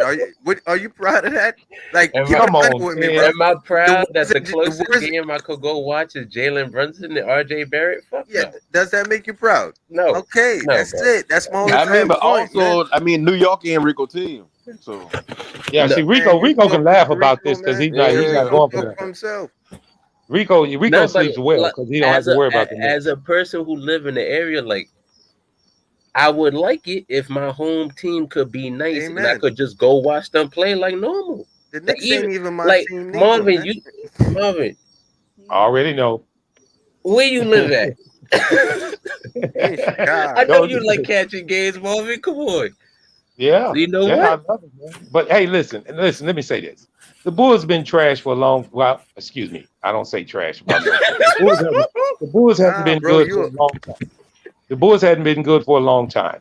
But I know that's an organization that can build a winning team, and they go about it the correct way. I can at least say that about my organization. I don't like to say nothing real bad about other organizations, but years pass, and you can see time and time again that if they don't make the right moves or if they do this wrong or do that wrong, sometimes it gets to you. And as a fan of the Knicks, they didn't struggle a long time. And when you start throwing money to people where you don't see the team progressing, it can be frustrating. That's all I'm gonna say. man, the money is there, man. Give it to somebody. My whole entire thing is that front office need to change, that coach need to change, and then all of a sudden you'll see the players change. It's not the players' fault. I don't blame nobody that's on the court, on the bench. I just blame the front office. Like, how do you hire a guy named But Worldwide West? Like, why, bro? No, like brother deal breaker. What's the deal breaker? I would He's have a deal fired breaker. He got a lot of everybody when they connections. He asked like a KD Rich for his Paul home from an agent court. standpoint. I mean, from shut up. an NBA standpoint. Oh yeah, I wanted to say that, Rico. I just Y'all read think an I'm article. bugging? No, listen to this, Rico. Like I he read an ain't just article. I somebody read who an damn article just start today. being out now. Like Hold on, no panic. I read an article today stating this, guys. I didn't even know this. The Knicks put an offer out there for KD, and Yes. the Nets turned it down. I mean, you found that surprising? That's Well, I didn't know crazy. they did. Yo, I didn't know they bro. did. Yo, Yeah. Purple Baby, Yeah. salute to you, man. She got the right attitude. No, only reason I brought it up is because I didn't know that the Knicks had put nothing on the table to try to get him. Yep. Does it matter? They ain't released no I heard I saw rumors about it, like Yeah, they didn't articles, release no but details. they They ain't didn't release released no details. details, Just like players' they tried to names. get him when he was a free agent. No, they tried to get him when he No, they requested a definitely trade. got him tried when he was I a know free that. agent. You thought they wasn't gonna try to get him when he requested the trade? Well, they sure didn't say nothing about it. They Yo, knew better. man. The next front office is a bunch of crooks. That's it. I'm trying to tell you, man. That's the problem with the Knicks, man.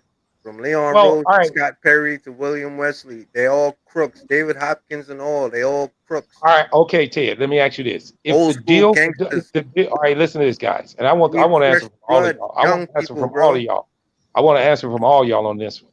If the No. deal for Donovan Mitchell falls through for the Knicks, is it a success or a failure? It doesn't I don't matter. care. Right. That's what he doesn't understand, bro. He keeps asking these Knicks questions. Like none of your questions even matter. What you mean, Donovan? What you tell me? Donovan Mitchell wouldn't help the Knicks? What, yo, bro? The Knicks can't help They'd the Knicks. be they'd have an infinitely better chance to make the first round. Who gives a yeah, fuck? if all the See, Knicks Rico, You know got to what? you give up wrong I for the can't that shit, stand man. Rico. all the All I'm Knicks got to asking, give up the draft picks, they'll have a decent squad with yeah, but if they talking about stripping that team of their players, it ain't gonna work. Exactly. Well, No, They want no, like what 4 you're players saying, Marvin. Yo, and the draft Knicks, picks. the Knicks Danny have Ainge no don't want none of center. those players. The Knicks have no center and a bunch of power forwards and small forwards, bro. I mean, Y'all but can like they got sit a there and guard. call. They got a point guard now. They got a point Oh, guard now. Jesus, who? Yeah, Jalen Brunson. Brunson. Yeah, Jalen okay. Brunson ain't. I mean, he's a point guard, but he ain't the type of point guard y'all been looking for I years. didn't say how good he was. I said they Yo, had a No, point no, guard. that's not me saying how good he is. What I saying, yo, he can He get the gonna points. put He a up crafty numbers, but it's scorer. the Like, Knicks.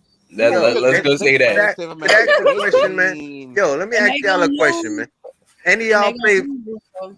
I know the majority of y'all on this panel played park basketball before, right? Yeah. Yeah.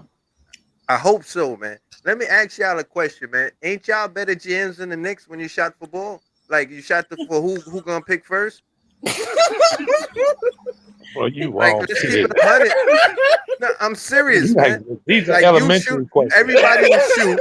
The first two to make it are captains, and you get to pick your team. Wouldn't you pick a better team than what the Knicks got right now, bro?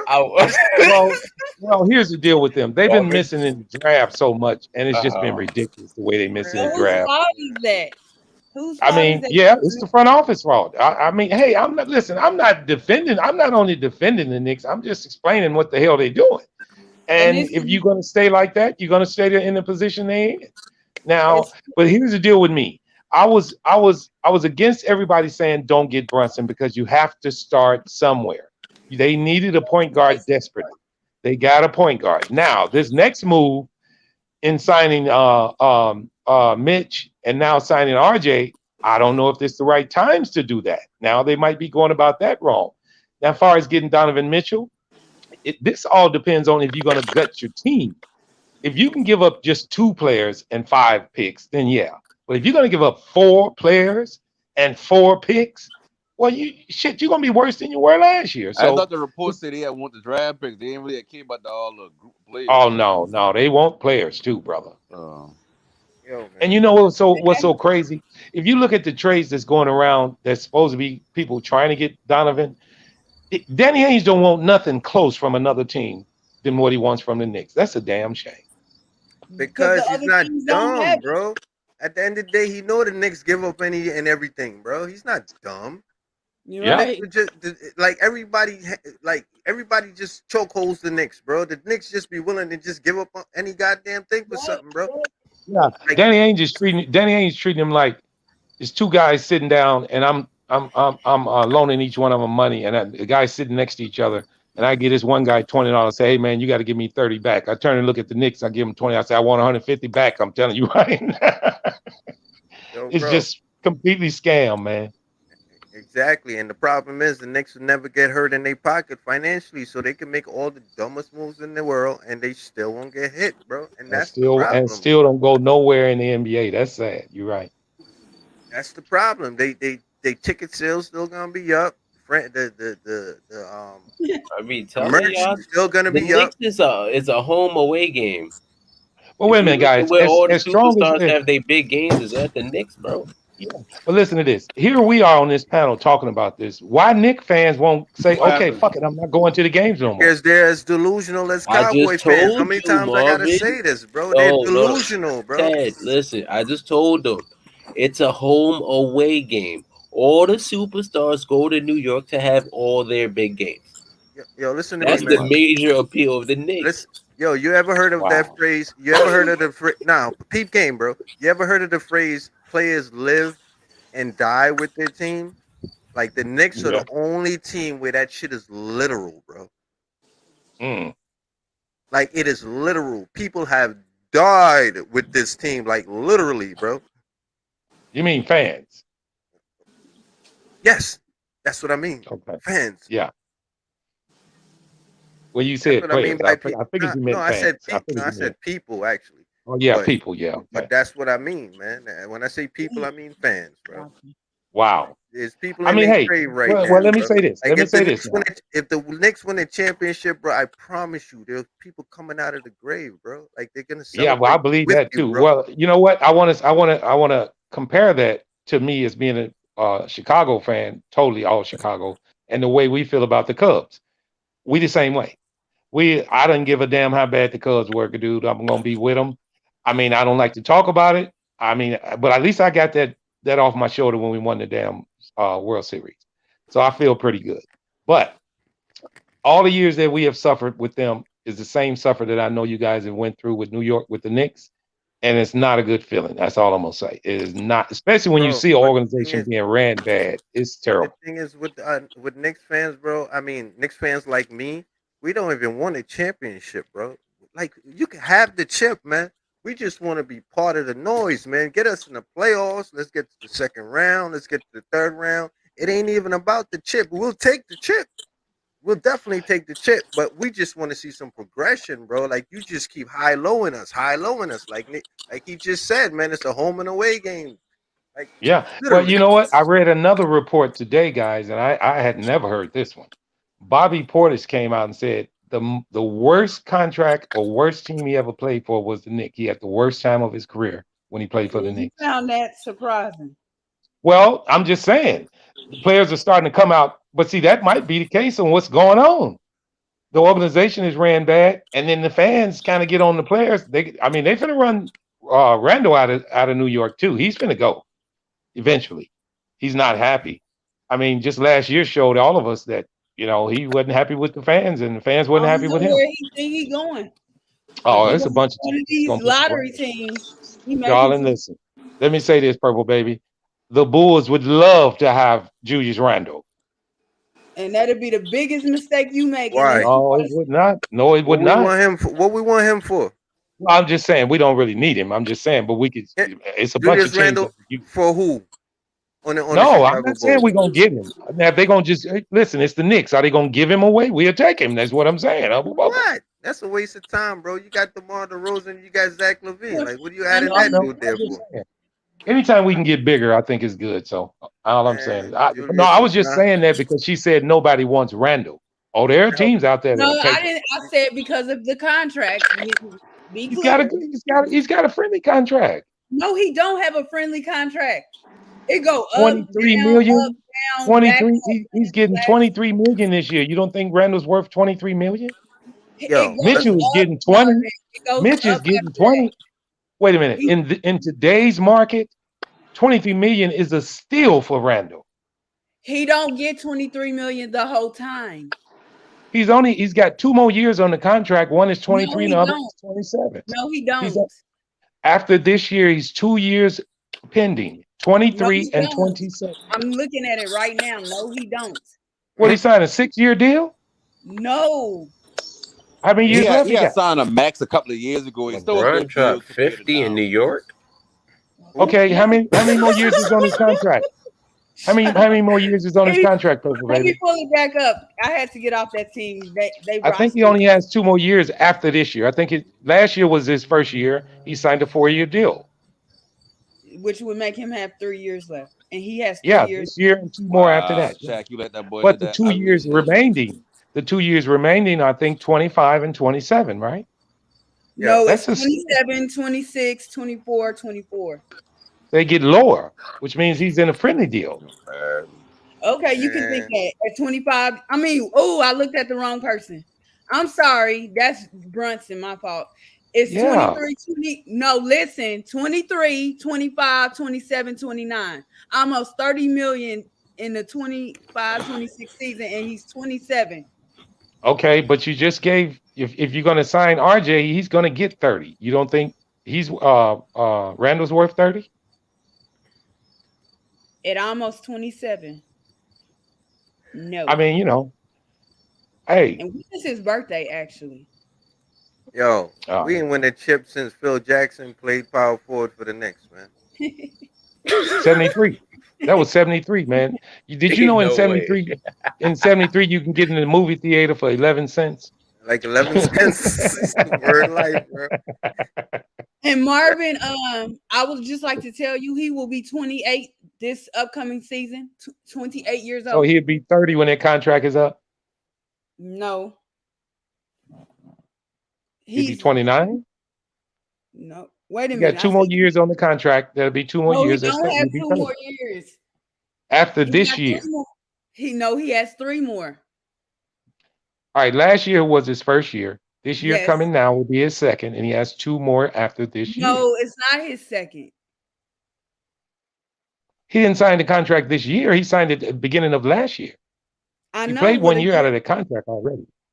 I know, which means so he's got 3 years left. Yeah, including this year is 3. 26. Including this year is 3. Yeah. Right. And I mean, but like you just mentioned it too, though, Purple Baby, with the market, and Rico did too.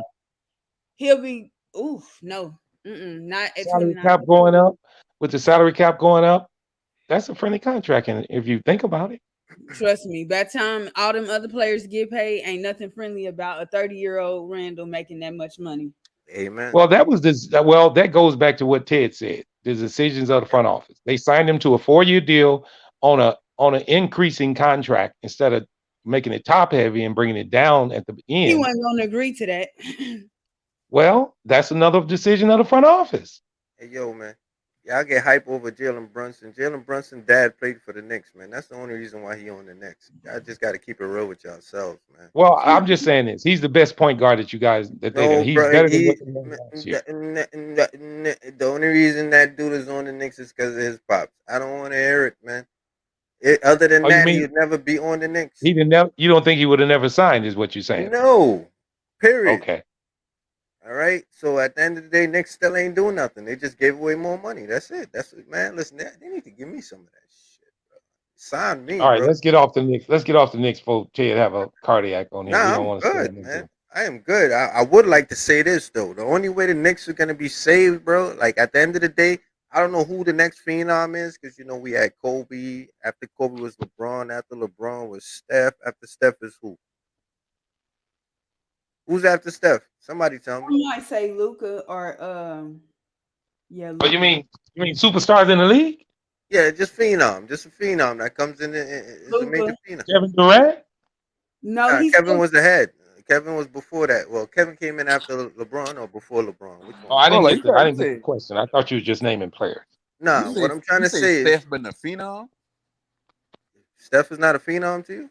Hell no. no, even no phenom. Phenoms like LeBron, like Kobe, like people you see at a young Man, high school uh, age being a difference maker. I would look at Steph like that. He popped in college. all right, I'm gonna let you keep that. All right, moving on though.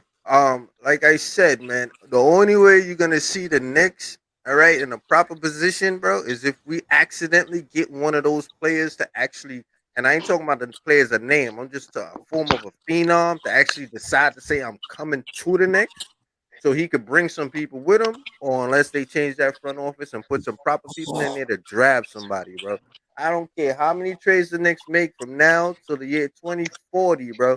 Until that happens, the Knicks are gonna be just where they at. I mean, that's the only way they're getting big players do trade on free agency because too much players ain't making it to They need to free find agency a no more. player like Melo. Like you see how Melo was saying, "Yo, that is where I want to go." Until they find a player like that, the Knicks in trouble. Well, why didn't get Lonzo? Man, stop it, man. And I just told you the front office, man. I just told you the front office, man. they had him. They could have got him. They could have had Steph. Hello. The non Wow. phenom this dude is talking about, they could have had him too. There's a lot of players the Knicks could have had, man. I could run through the list with you. But at the end of Please the day, don't.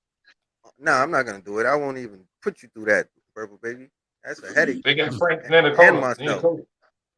But at the end of the day, bro, until they do something like that, I don't know what to tell you, man. I keep preaching Mark Jackson, Mark Jackson. If you get a New Yorker in there, bro, I mean, I'm talking about a ball playing New Yorker inside that franchise, bro.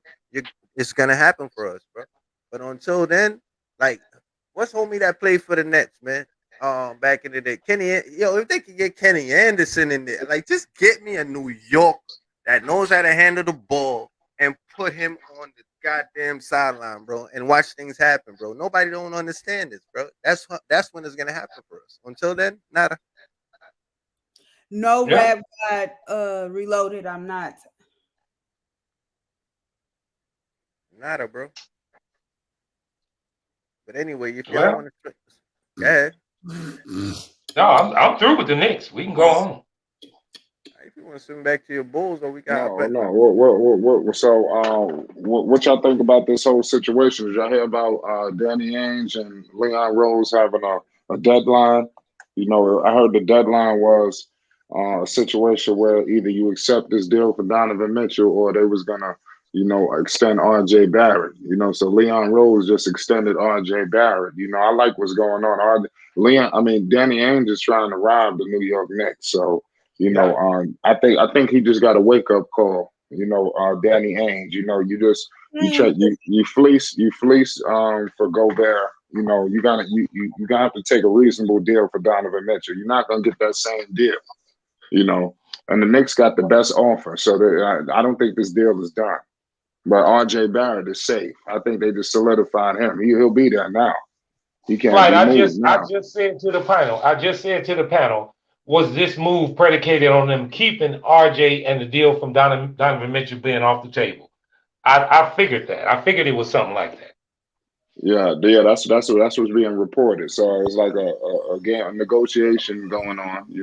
Good shit by Leon Rose. I mean, he don't come out to talk much, but I like what he's doing. You can't give up the whole damn team. For Donovan Mitchell. He's not Damian Lillard.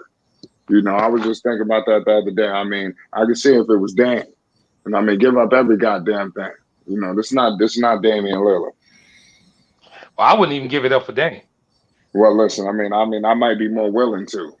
I might be more willing to get the house up. R.J. Barrett be on the table, and I wouldn't give a shit. I would Well, like to keep him. But I mean, I like to keep him. But I mean, Wow, bro. Well, I'm gonna say this, I Flight. I I always respect it. say I just feel uncomfortable if my team is going to give up my team to get one player. I yeah, don't I think it's think worth yeah. it. They learned from Carmelo Anthony. I mean, you can't do that again. Marvin, you saying that because your team has talent. You You don't damn get right. it. Yeah, right. Hey, man, listen. I'm trying to soothe Ted too. I don't. But Ted already understand. He Nah, I'm did already good. came to the conclusion. He like shit. Yo, He already know the Knicks gonna act hey, stupid as hell. He already know it. yo, let's keep it 100 though, man. That Carmelo Anthony deal wasn't that bad. At the end of the day, like we made moves. That's what I'm trying to say. Like we even came close to getting into the finals. All right, so that Carmelo Anthony move wasn't that bad. And just remember, J.R. Smith came over also. Stoudemire was there. Like when we made the move for Carmelo, we put him with a team. We surrounded I him. ain't gonna lie. Right, Yeah, we that's what I was gonna ask you. Who we who had who names who on did the you give floor. up in that trade? Who did you give up in that trade? Wasn't it Dang it. Wilson Chandler? Wilson Chandler. What's that? That's the dude with the I forgot puffy who hair else again. went over there. I can't But remember that's that about the shit only dude. year I watched the Knicks. That I didn't have that a dude choice. who got injured now. That used to play for Atlanta. Forgot his name. Gallinari. Gallinari. Yeah, we gave up some bodies. You know what I'm saying? We did give up some bodies, but at the end of the day, like look at the team that we had that almost went to the finals. Like we had a Right. team that went deep If I into the was the playoffs. Lakers, I'd try to sneak a 3-team trade in here. I ain't gonna lie. For They who? already trying to do it, Rico. They already trying to do it. I swear I would. Yo, just remember I told y'all, man. I know y'all want Melo. Don't play with me. Nah, nah. Yo, Melo's not Yep, even signed. Melo signed for only 1 year. If you go back to the Lakers, you got to re-sign another contract. He's looking for a exactly. contract. Yep. So there's Yeah, no trade right it now was for him. it was He can reports sign a out real. today that he's going to re-sign with the Lakers, but those are reports. You know what that is. Donovan Mitchell, I promise y'all, he gonna end up in Miami. You watch. I Hey swear. Rico, I'll be real quiet, but I am hoping and praying nobody picks up Carmelo and he ends up on the Bulls. I'm telling you that. Why you hoping for that Yo, for? why you want everybody on the Bulls? Yo, the No, I Bulls are like we just it, good, need another yo. Marvin, because he shooter. can We need shoot. another You shooter. already know. Here's the deal. Yeah. Here's the deal. Here's the deal, Ted. This is what I'm talking about. Jessica, You they want gave up Tony? the You want? first Wait, round hold on. pick. Let me say this, Ted. You rather keep Tony Bradley or Carmelo Anthony? I'm with you, Neither. man. I'm with you. I mean, come on now. I I'm like talking that. about giving up Tony Bradley. We don't even have to give him up. We can get him on a minimum contract. We can cut Tony Bradley, and our team is better. And by the time this dude retired, he done played for freaking 22 teams out of 28, bro. I'm just saying he can help the Bulls with shooting off the bench. Tony Bradley can't do that. Now I'm with you, man. Melo, my favorite player, hands down, man, of all time. So ain't no shade I on mean, think Melo, about man. it. Here's the I'm deal just on a Melo. realist. A lot of people don't realize he averaged 13 points off the bench last year in minimum Yes, minutes. but He averaged 13 points off the bench. He's He was shooting fifth in the league in threes. bench scoring. He was the He's number shooting 5. threes. And Yeah, doing but he's exactly what they say he couldn't do. Remember that? yeah, yeah. But the deal is he did it on that team. So I'm okay. just They saying put we can Melo out the definitely use him. league for how long? Because they say he couldn't come off the bench and shoot threes. Nah, he didn't That's want to. He didn't want to. oh, I thought he couldn't. He didn't want to. I remember Max Kellerman saying he's not a specialist. He can't do it. That's Max Kellerman, shit. Please, I don't even watch them songs. I remember. Yup. Yes, Jessica, that pick was used to pick Mark Williams by the Charlotte Cannot Hornets. do this with these people, bro. Melo Landry is nice. Fields. Landry Fields. That's his name, right? That's one of the dudes they traded to.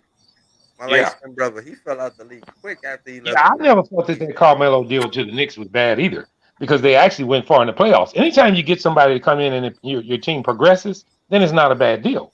Man, that Now, was if the you last get time we Donovan were Mitchell, relevant. yeah, You know, you give Carmelo up you. owns the guard and scoring record. He Damn drives right. 62. Mello Anthony. Yo, my God. I loved it. I'm sorry. But those were the days, bro. I ain't gonna hold you, man. That man Drives was 62. cooking. And man, you guys looking at that picture of Danny Ainge, he looked like a con artist, don't he? He looked like somebody, a damn leprechaun to come and steal every damn thing you got. Yeah, It's he'll hard to fleece work your with. mother. He'll fleece your mother for her fleece. Real rap. Say, Ted, does he have a prime suspect in New York? Nah, he just know that hey man, it's a goon office, man. It's goons. Yo, when it comes to these head offices, some of them are goons versus goons, bro. Like if you can picture the mob days when they used to wear the top hats and all that good shit, bro. Like Yeah. that's exactly what the Knicks are, bro. They So wait a mobsters up minute. there, bro. So let me ask you this: do you honestly believe the Knicks not caring about winning the chip? They more putting money in their pocket. Front Bro, office. I'll be honest with you, bro. I don't know. I just think the front office trying to get all the money they could get. They just honestly, let me just keep it 100 with you. I just think they're not smart enough to do what it is that they have the job of doing. Period. That's just all it is with But me. if you say that and the organization has this kind of money, can't they just buy a smart person? Shit. Hello.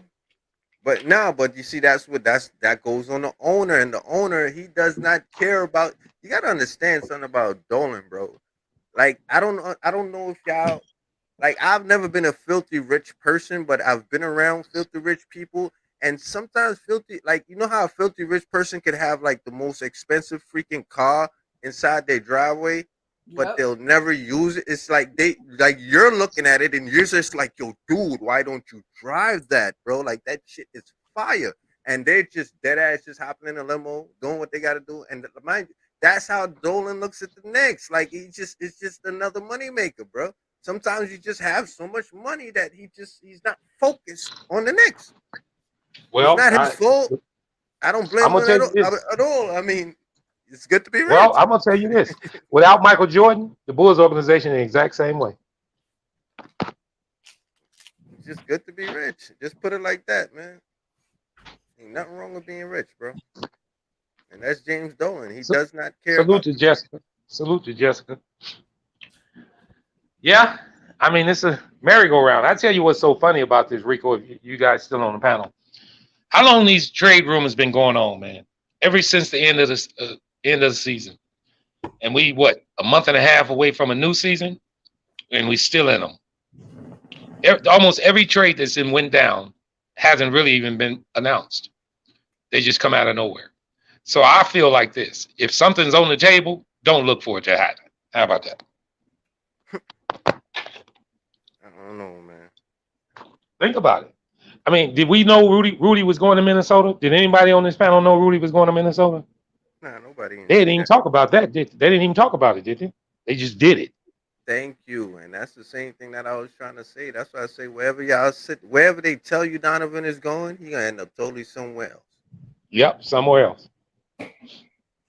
I I mean, mean, they think about just the Kyrie Irving deal. eh, Think about the Durant deal. The Kyrie Irving deal was bigger than Durant. I mean, than this Donovan deal, and it looked like he's gonna be sitting at right where he started with. So point blank. This is me to yeah, I don't this. look at trades. I never go crazy over trade proposals. I don't even mention them because there ain't nothing but a bunch of people trying to get somebody to talk about it. And if it's my Look at team, I damn sure don't want to get up in arms about it, and it don't happen. A1. What we hating on? I put on my Dex hat for a minute, and I tell you, man, it's all a business, bro. It's all a business. Oh yeah, at the end of the day, we all know And that. the That's what it's media got to about. make their money. The franchises got to make their money. The players got to make their money. And at the end of the day, sometimes you know who falls to the wayside? The fans. That's who they got to fool, bro, because we're the ones who Yep, give yep. them the money. And you know what's so remarkable about this conversation? There's a couple of teams in the league that just do it their way, and Charlotte is one of them. They don't give you no false flags. Look, we ain't doing shit. We ain't got shit, and this is what we gonna do. Real damn simple. Real At rap. least they're not fooling their fans. You know what I mean? MJ be dead ass up in the box excited, though. You would swear to God he give a damn. He look it. Yeah, that's because he be drunk. That's all that is. Shit. But then again, MJ is a gambler too. So you got to kind of really think about that too. That's why he was so Well, great. MJ used to play horse while he was on court, bro. Just he was guarding him, that's all. But he was playing horse. But anyway, yeah. that's a topic for another Well, he day. had that drive too. You know, there ain't too many players in the league nowadays that had that drive with him and Kobe. They had that competitive drive. You know, I don't know if it was on a bet that he had made earlier that week, but but he had the drive. You know, hey, look at Pistol Pete. Look at goddamn Johnny Hustle. He just went on and bet with them Reds and got caught. But he was betting. But look how much he used to hustle. So behind the scenes, it's a lot of shit that goes on that we don't know about. It goes back to one of them statements I always talk about is about how police ride DWI suspects, but then when he get off work, he go get drunk. The only thing difference is he never get caught. All right. So, All right. And that's just seriously. it's a doggy dog world out there, man. Sometimes you Yeah. just gotta The same come to judge, grips. the same judge that give you 20 years for DWI, later on that night, his ass drunk driving some fucking where. He just didn't get caught. Amen. Facts made, man. Facts made. For real, man. I mean, don't get me wrong. I'm not taking up for DWI drivers, but you can rest assured everybody who judges you about them been drunk and driving maybe one or two times their damn self. Nah, that's just the human side. Like I said, everybody's a freaking human, bro. No matter what your label is, man, you always fall Yeah. back to human. That's how you start. That's how you finish. I don't care what label you get in life. I got Yeah. an interesting question for y'all. What's up? Go ahead. What happened to the Spurs? Nothing. What happened to them? Yeah. Nothing. I think they're going about the thing right way. They rebuilding. They doing what the Knicks should be doing. Yeah. You I mean, tell me- they didn't have the squad to go, to go nowhere. They chose a direction and they're going in that direction. That's what all teams should no, do. but I need to finish. You telling me after Kawhi showed his royal ass that they traded him to Toronto and I know they got more than DeRozan back. I think they might have got some picks. I think, but you mean to tell me they just had Kawhi on that team and nobody else? Well, Who, the Spurs? I don't know. It seemed like to me that Popovich drive kind of left him a little bit. He I guess talent on the team can make a coach feel like that. He was basically coaching for the future of those young players. And when you bring in a veteran like DeMar, he just wanted him to be a kind of a mentor to him. He didn't see them going very far in the playoffs or progressing much further. So I don't even think he pushed to get a top notch free agent in behind DeMar. And he's just playing his hand out. He's ready to retire, you know. So he Yo, feel he didn't put his dues in. yeah, we like those, man.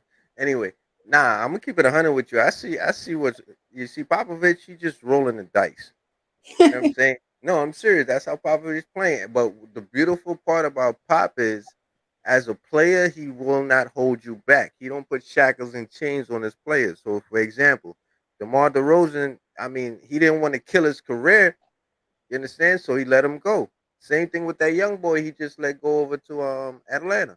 At the end of the day, Popovich, he's rolling dice. So he's trying to see if this works. Let me roll the dice. Bomb. He throw it out like, all right, nah, this squad right here ain't gonna really work. I'm gonna have to make this comparison because this Go is ahead. what remind me of the San Antonio Spurs are the New England Patriots of the NBA, What? where yes, Now, let her cook. where good coaching, good organization, but some players don't like to play there because it's too strict. You Now, can't do particular things, so they don't like going there. So when they become free agents, unless it's absolutely necessary, because that's the only thing available, they don't go. And that, mind you, New England be winning, but some of those players hate to go there. nah, I don't Yeah. believe that because Miami, What you mean the routine? nah, Miami is a tough ass place to play. I think But Miami is at more least tough than San Antonio. like you know, like okay, you got to be in shape, certain percentage of body weight. Players would go to Miami before they go to San Antonio. Nah, I don't think it's because of Pop, man. I'll be honest with you, man. I think all right, let's put it like this. I don't think it's the players because of Pop. I just think it's more so Pop not liking what he sees based on what he has. That's what I Yeah. believe. And just working with what he got. Just work with what he got, and then at the end of the day, if he feels like you, I just think that's the knowledge of Pop. He just foresees, all right, this squad right here is not gonna go nowhere, but you're a star player, and I'm not gonna hold down your career by keeping you here. I'm gonna let you go out there and flourish. Like for example, like DeMar DeRozan, he tried his best. He realized to him, DeMar does not fit my system. but I'm not gonna lock him down here and force him to play my system. So he let him go. Same thing with the other young boy. I think what Pop really want to do is just start all over because he did that with Tim Duncan when with the whole David Robinson situation. Like he built that team from the ground up. Spurs were nobody. Yeah. You, you understand? Before they started winning them chips, and he built that team from the ground up all the way to a championship team. So I just think that's what he's doing all over again. It's just at the point in time, the cards that he's doing on the table, he don't like them. Shout out to the panel. Shout out to everybody. Purple Baby, that was an excellent take. Excellent. Thanks. I mean, look at the bridge. You got he had Tim Duncan. He had Tim Duncan for 20 years. Tim Duncan is the only superstar that's willing to take a pay cut, and stay in San Antonio. What did Tom Brady do? The only quarterback to be able to he made $12 million when he should have been making 40. He took that pay cut to win championships. Why do you think guys go to the Patriots at the end of their career? To do what? Yeah. To win a chip. Because they didn't have their fun. All right, so it takes a special player to play in San Antonio and for New England. It takes a special, and that parallel is the same. Because Pop and are basically best friends. So you have that parallel as well. Yeah, I guess you can say You're allowed that. you're allowed to have your opinion. I mean, I just think that's Yeah, for too. sure. Yeah, everybody has their opinion. I just agree with Purple Baby. That parallel is there. I, I I I mean, I hear that, but I honestly think it's just Pop. He just don't like the cards that he see, and he's Yeah, smart enough. he lost Tim Duncan, and he ain't won since. Nah, he ain't lose Tim Duncan. Tim Duncan retired, man. Right. I mean, well, you know what I'm saying. Well, he lost Tim Duncan to retirement. You could say it like that. Yeah, but at the Yeah, end he of the just day, hadn't had the team. He hadn't had the team to even give into consideration. Same thing with Okay, New England. They lost yeah, Tom Brady. What? but yeah, they but stay competitive. Stay competitive. It takes a special player to play in that system, and when you have a superstar, it makes it easier for guys to come over there. Why do you think no, LaMarcus I Aldridge don't. chose San Antonio over all those other teams? Yeah, but I don't think it's necessarily a special player. I just think it's specific. Like you guys are putting it on the player aspect. No, what I think is it's System. more on the Popovich aspect, meaning that Yeah, the system. he sees that players cannot fit in his system. So therefore he moves them out. That's how I'm looking at it. You guys are looking at it like players come in and they don't like the system. No, I think Oh no, Popovich I'm is not smart looking at the enough to know. players. I'm No, what saying I'm the system go ahead. was Tim Duncan, just like the Patriots system was Tom Brady. And when you rely on a player like that, a special player that stays in your organization for 20 years and wins 5 championships, Tim Duncan, 6 championships, Tom Brady, one with 7, makes it 7 with Tampa Bay. But Mhm.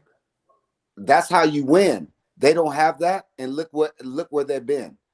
That's the parallel. That's the facts.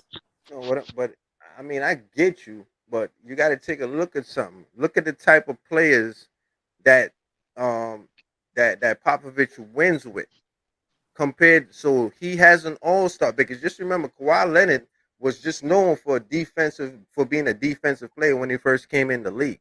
You understand? So the stardom or the star level that Kawhi Leonard has now, he didn't really have that when he was with the Spurs. He wasn't on that level. You understand? Actually, he took a level up. You understand when he left the Spurs, like he went on another level, and then he hit that freaking bounce around 5,000 times shot, and then it just shot up even further. You understand? But you got to look at the type of players that Popovich wants on his team, like the Ginobili's and the Parkers, and it's just technically it's no name players that he makes into a name.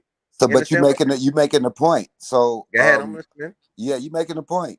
But the point is that you're making is when Kawhi Leonard was with Popovich, he was a really good. He was an All NBA. He was an All NBA defender. He was on his way there, but he wasn't really, you know, he was an all around player. He Right. left, and he shot the superstardom. DeMar Mm-hmm. DeRozan went there for 2 years. Mm-hmm. Was so. You know what I'm saying? He wasn't. He was doing his thing. His assists went up. He became an all around player, but he left, went to Chicago, and boom, So the fact is, it looks like it takes a special player to play there, and if it's not, his game, Popovich's game, because if it's a system, it can hold you back. Well, I can you say say this. I can say special. this to that. Hold on, Marvin. Let me just say this right quick. You see, you're using the word special. I'm kind of using the word specific. You know what I'm saying? Because I'm thinking it's more towards the system, it's players fitting into That's what I was gonna say. because you're saying I say that. special. No, I'll hold let on. you cook. Hold on, I'm gonna let you cook. Let me say. I say special because Tim Duncan's top 5 to ever do it. Yeah, but what I'm saying That's is why I say special. Tim Duncan was a rarity. You understand? Tim Duncan fell into and that's why I say specific, because what it is, if you put Tim Duncan on another team, he probably wouldn't be the Tim Duncan that he became. Is a strong possibility, because Tim Duncan was a fundamental player. And that goes back to my point again. Popovich don't like fancy players or high maintenance players. You Yeah, but understand? we both, bro. I saw him beat Prime Shaq head to head. I That's saw it. all I good. saw it. I You're saw him beat bypassing my Prime point. Shaq You're head to head. bypassing you're bypassing my point though. I'm not saying these players are not good. What I'm trying to tell you is Popovich's system is that he doesn't really want the all-star. I'm not saying you're not going to become an all-star within his system, but he's not looking for I should say the all me players. That's a better way to define it. He doesn't ever have all me players. You could become an all-star within the system, but none of Popovich players were ever all me guys like a DeMar DeRozan, like a Michael Jordan, like a Kobe Bryant. He never had one of those ever. You right?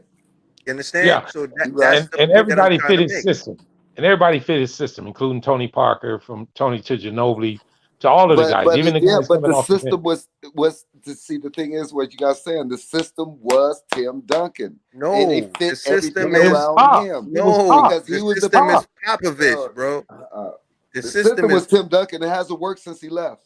no, bro. Well, The system is he just didn't but have the you talent since but then. exactly. That's what I'm trying to get It was, across there. hey, bro, you guys are just not giving Tim Duncan his flowers. No, Tim Duncan gets his No, flowers, he's but he did great. his. But he Tim was Duncan the is system. Period. no, brother. Oh my God, you're not getting what we're trying to explain to you. He cannot be the system if he came in and learned Popovich's system. All right. Okay, He learned so what I'm Popovich's trying, system, but and that's it. he But bro, you didn't think they made adjustments? Everything ran around Tim Duncan. Everything. because Everything. yes, because he fell into the position where he could It ran play. through him, around him. Period. He God bless. became the system. My God bless. bad for the Okay, word. all He right. If you started want to off put with it like Popovich, but it became Tim Duncan. okay, Yeah, and I'll that's roll all with we you. basically saying. I'll go Yeah, with that. I'll go with that. yeah, If you want to that's say basically what I'm saying. he became the It's not the fact that face, we're not. if you want to Yeah, say we're he not. became the face of the system, I can hear that. Yeah, Right. So it's, right Exactly. now, it's not like Popovich is looking for a new face. Put it like yeah, that. yeah, But the and it's got system to fit is his Popovich. system. It's got to fit his system. Exactly. And that's what I'm Because he trying to will get not. across. And Ted was truly right about that. He don't want them rah players. He don't want them players who think they all this and all that. He just don't believe in that. He believes in team oriented But ball. when it comes down to, you can have coaches. Coaches can be a coach. They can sit there and draw up plays, but it comes down to the players. And when you have Yeah, a but special player for 20 years, it's easy to say oh my system when the system was Tim Duncan. It's easy to say Phil Jackson was the best coach ever when he had two of the best players to ever walk the court. Hey man, I look, there agree was a with you. player by the name of David When he didn't Robinson. have, when he went to New York, it became. There was Avery Johnson, bro. There was Sean Elliott. There was David Robinson. I mean, David that system, Robinson scored 70 points in the game, bro. bro. David Robinson's But a Hall what of I'm trying to Famer. explain to you is that system that Popovich had been there since then. It just so happens that when Tim Duncan came in, you created the Twin Towers. You understand? And Yeah, then but they didn't win the chip before Tim God Duncan. bless. You're making my point, bro. But what I'm trying to say is you acting like he's not supposed to acquire players. He acquired a player that it made his system even better. You understand? But at the end of I'm the not day, saying, bro. What I'm saying is the system was Tim Duncan. That's what I'm saying. And he Well, hasn't. He didn't win a after it chip all was before. over, He didn't win a chip before with that system, and he hasn't won a chip after with that system without Tim Duncan. well, and you're right. There's only one Tim Duncan. You're right. I mean, I'm not disagreeing with him, but as far as I'm concerned, Popovich called the plays. In practice, Yeah, Popovich is the one who calls the he plays. runs a tight In the ship. game, He runs a Popovich tight is the ship. one who calls the plays. So Right, what but I'm he was trying to calling say those is, plays before Tim Duncan and after Tim Duncan too. I agree with you 110%. But what you see, I'm not disagreeing with you, but I'm trying to just explain to you that he fell into the player that could get him to that position. Meaning, Tim Duncan was that dude that could become the face of his system. You Just like understand? Phil Jackson fell into Michael Jordan and Kobe. So we're not arguing then. We're saying the same thing. So it comes down to the players. That's what I'm saying. Well, So It's the okay. Well, players. if you want to say that, it's the always New England Patriots, they were competitive this past season, weren't they? They made the playoffs, right? yeah, but you Without, see, I don't like to do football because there's close to 60 something people on a football team, man. but It's like it's kind of I'm bringing hard. it up because of the coach of New England. Yeah, and then you play defense separate from offense. So it's like comparing basketball to football. It's like, look, man, that's like apples and oranges, man. It's just Ye- like it just doesn't make no sense to me. To me, But I always felt like Bill Belichick had control over that whole team, special teams, defense, offense. He controlled it all, and I believe a lot of people agree with me on that. Yeah, but yeah, And he had some. Popovich, He had a and lot of talent on that yes, team. That's why yes. they made the Yeah, I know playoffs. it. I know that. But in They spent a Popovich's lot of case, money. he controls his whole team, is what we basically trying to say. It's not the fact that the player that Yeah, you but football discussing players run that it, talent. It's all about the yeah, players in football. but it's not the fact that we're not trying to say that Duncan was a great part of the program of the system. Is the fact that he fit the system so well, and he fell into it and abide by it. It worked, but it all started with Pop. I that's don't all believe, I'm trying to get across. and a prime example of it is this: he haven't had the players of the talent of a David Robinson and a Tim Duncan since, and it hasn't worked. And So believe it or not, when he had Kawhi Leonard, if they didn't fall into that little spat that they fell into that made Kawhi Leonard leave, you understand? He actually thought he had another player to fit his system because Kawhi But Leonard that was. is, but bro, guys, you guys are answering the question right there, Marv. You Go just ahead, I'm answered it. listening. It's about the players. No- Oh my well, You yeah, say God, I he mean, hasn't had the bro! it's a 50 players I thing. just to fit told his you. system. It's Listen, bro. about the players. But I just Period. If it no was man, about the coaching in the system, he could put anybody in there, and his bro. system Listen, would work. it's about No, the you gotta have the correct talent. players. Is what I'm trying to get across to you. Any You gotta player have the cannot talent. fit in it. Is what I'm trying to get across. That's what I'm trying to tell you. It's specific, specific. Know the word that I'm I mean, saying? It's specific players, bro. Meaning that you have to be able to fit the system. Then you could rise within the system. Now, if you prime want to become, example. Prime go example. ahead. There's been teams trying to play run the triangle since the Bulls did it, and it hasn't Great, worked. great example. But look at the Warriors. Look All how right, they so run. didn't we finish what? Didn't we finish bronze or silver when Popovich was coach the U.S. Team with that system? Yeah, I think they damn near And won. listen, what you doing? Yeah, I think he had all the talent in the world too. Now, Nah, but you see, Thank that's you. not, you're not getting With that yo, system, brother. Listen to the word that I'm using, bro. I said specific players, man. You got to know what that means. That means that as the I players got you. themselves I got you. He got to has have. to have that particular I talent got you. and that particular mindset to fit his system. I That's what, got you. and The mind Sean you, Elliott's, the right? the Stephen Jacksons of the world. I got Basically, you. basically I got corny you. people. Fits. I got I you. hate to say it like that, but if you're corny, you're gonna fit the system. Because all his I players mean, been corny ass players. here's Let's keep it another 100. example of it. Here's another example of it. Eric Spoelstra in Miami. The way he runs his system, Jimmy Butler is made to order for it. Other players in the NBA at this present time probably wouldn't even fit that because he runs a defensive order, including, and I know Ted hate to hear this, Tom Thibodeau. There are certain players that will flourish under Tom Thibodeau, and there are others who just fall apart. And that's for every coach in the league. We all know that, you know? So it's a 50-50 thing. I know what you're saying. It wouldn't work if they didn't have the players, but it wouldn't work if Popovich wasn't there also. So we can say it in 50-50, 60-40, whatever you want to put it. Nah, he's making sense. I mean, what he's saying is not inaccurate. I'm just letting him know that like I said, it's just specific players that fall into specific systems, which is why certain players they flourish in certain areas. They go to one team and they flourish, and they go to another team and they fall to the wayside.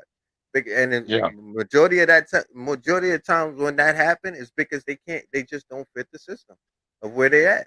This is how this coach wants to play, and this is not how you're used to playing. Now all of a sudden, all the good things that you used to do over there, they're considered bad things over here. That's just how it goes, unfortunately. Yeah. I mean, I've been in that I guess position. we can move on from that. I wanted to Yeah, ask but you guys. I wanted to ask you guys a question. See if you were down on your basketball knowledge. This is to everybody on the panel and the chat. Um, who owns the most all defensive team first player awards? Current players. I Just don't take know. your time. Take your time But and think about it. but while they think about that, let me ask you this, Marvin. How many months have 28 days? There you go. You must have listened to that one the other day. I was on the I don't want panel, you to man. answer because somebody might not know it, so I'm not going to answer. You crazy. I know it is. I know what it is, though. You want me to answer? Yeah, why not, man? Shoot for the All, stars, all man. of them, all of them got 28 days. Amen. Now, what was your question, though? I was just asking because it's kind of weird when I read this list. All defensive teams.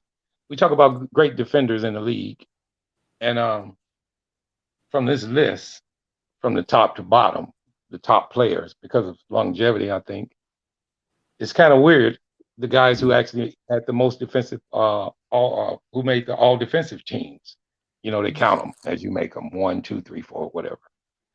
And I guess I can start by saying I think we all know that Mike had 9 and Kobe had 9, since they both not playing anymore.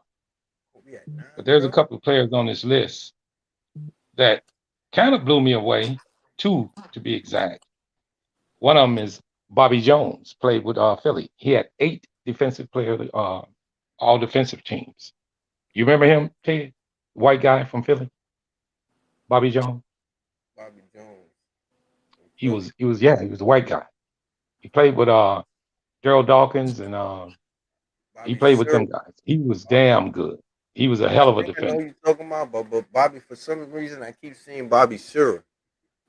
I Now, don't know Bobby why. Jones, he played Okay. on Philly.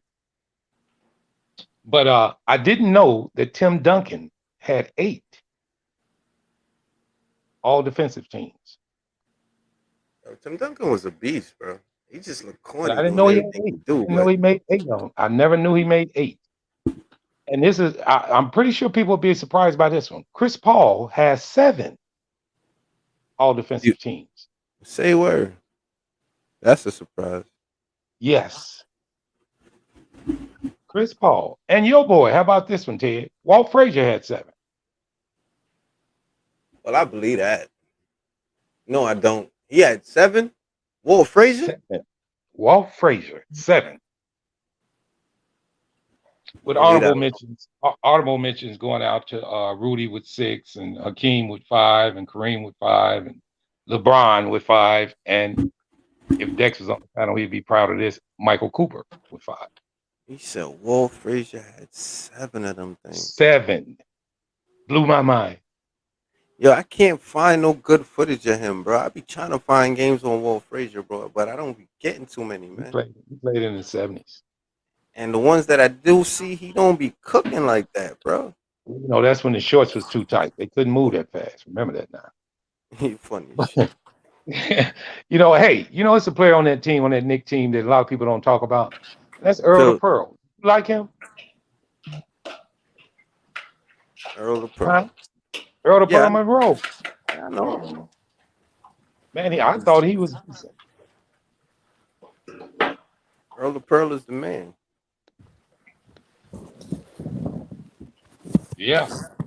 Oh, Earl of Pearl, man. What position he played? Guard, shooting guard, Yes, sir. or point guard, actually. Point guard. Yes, sir. And if you look at him, you would swear to God he was like a power forward or something, bro. And I Yeah, ain't he was talking, big. but Earl was a ball handler, son. Yeah, he had some size on him, man. I'm gonna ask you a question on this one here. I went through a list earlier today, and I wanted to just compare some of the greatest teams that ever played. And I know this goes a long time back, and I didn't want to go no further back than maybe about 85, because if you go further back, it's hard to judge those teams. But I'm just going to give you the lineups on a couple of them. Tell me which one of these teams you think is the best. I'm going to put two teams against each other, and tell me which team you think you would take. All right, I'm going to compare the 2012-13 Miami Heat against wow. Which one is let's compare them with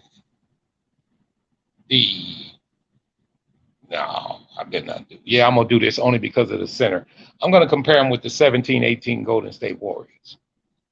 Now, on that 17-18 Golden State, that's not the team that won 73 games either. They were 58-24.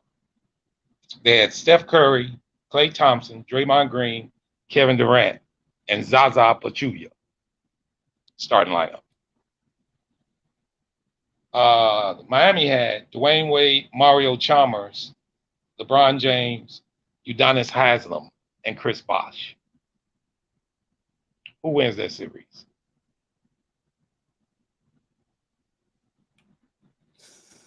Dwayne Wade, Mario Chalmers, LeBron James, Udonis Haslem, Chris Bosh against Steph Curry, Klay Thompson, Draymond Green, Kevin Durant, and Zaza Pachulia.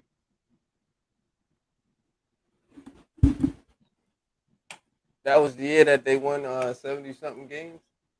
No.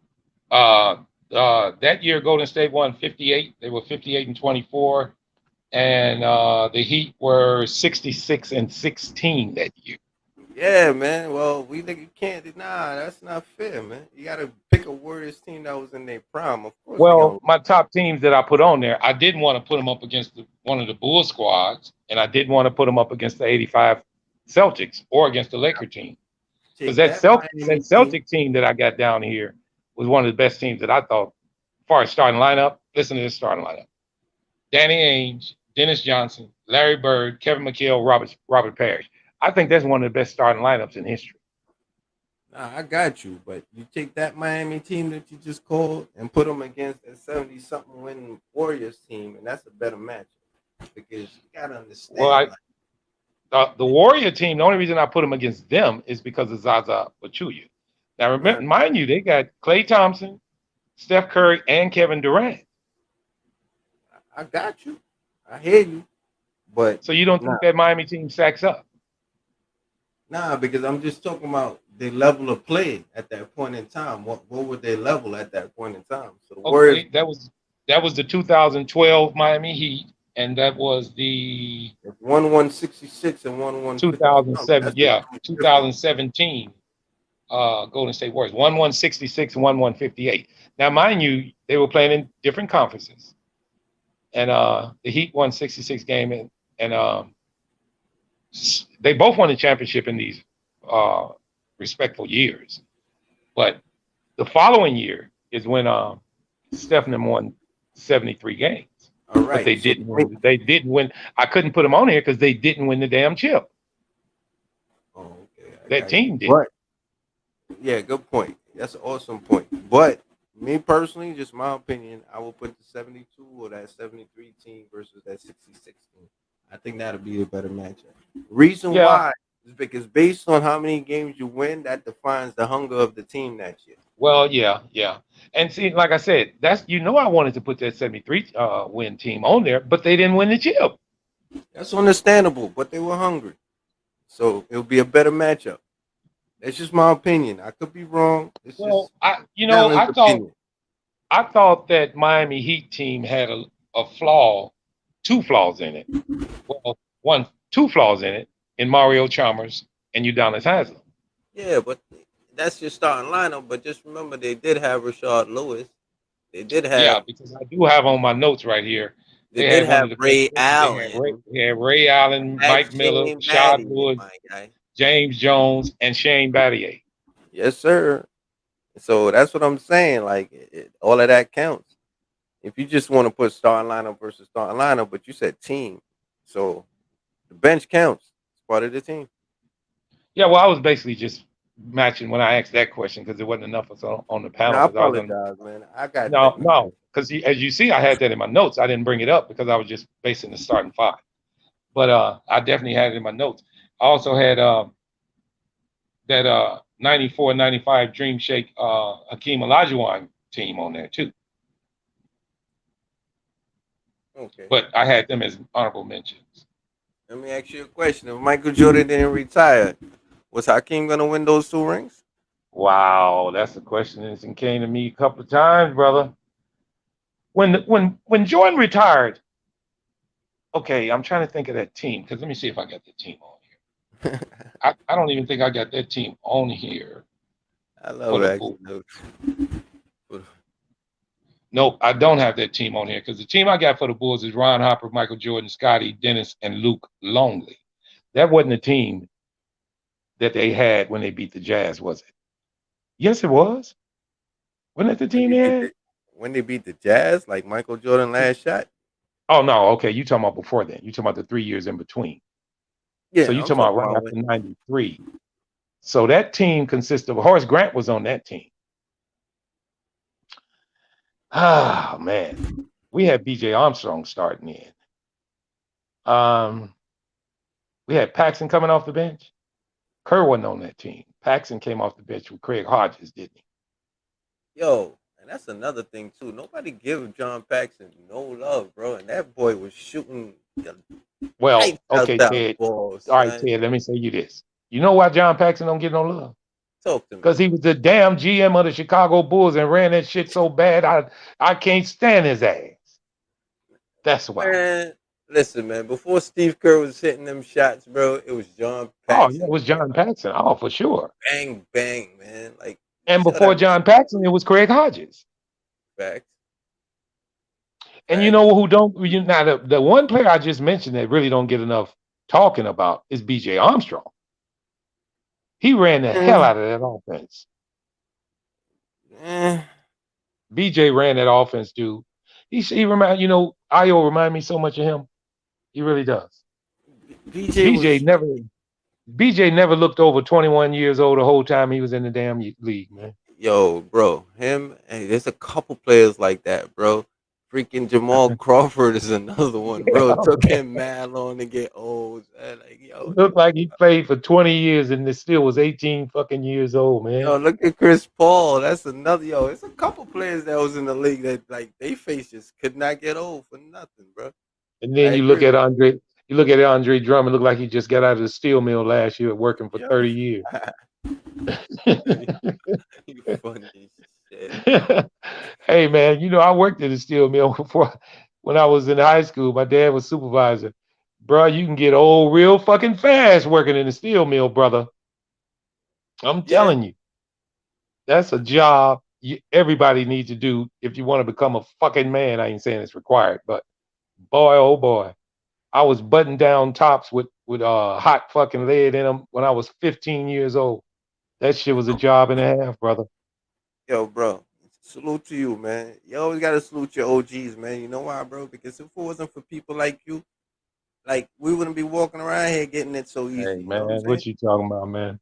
Man, them was Fact. the, them was the days, man. I I had learned, I guess, because my dad, when I get out of I ended up graduating early because I was gonna go to the military. My father was airborne. I wanted to be a fighter pilot too. So I figured I could get my grades. I was the youngest in my family, so I had to get my fucking grades. My sister was fucking came out 12 out of 750, and the highest in my family before me came out, I think, like 100 out of 600 in each, because our classes were real large.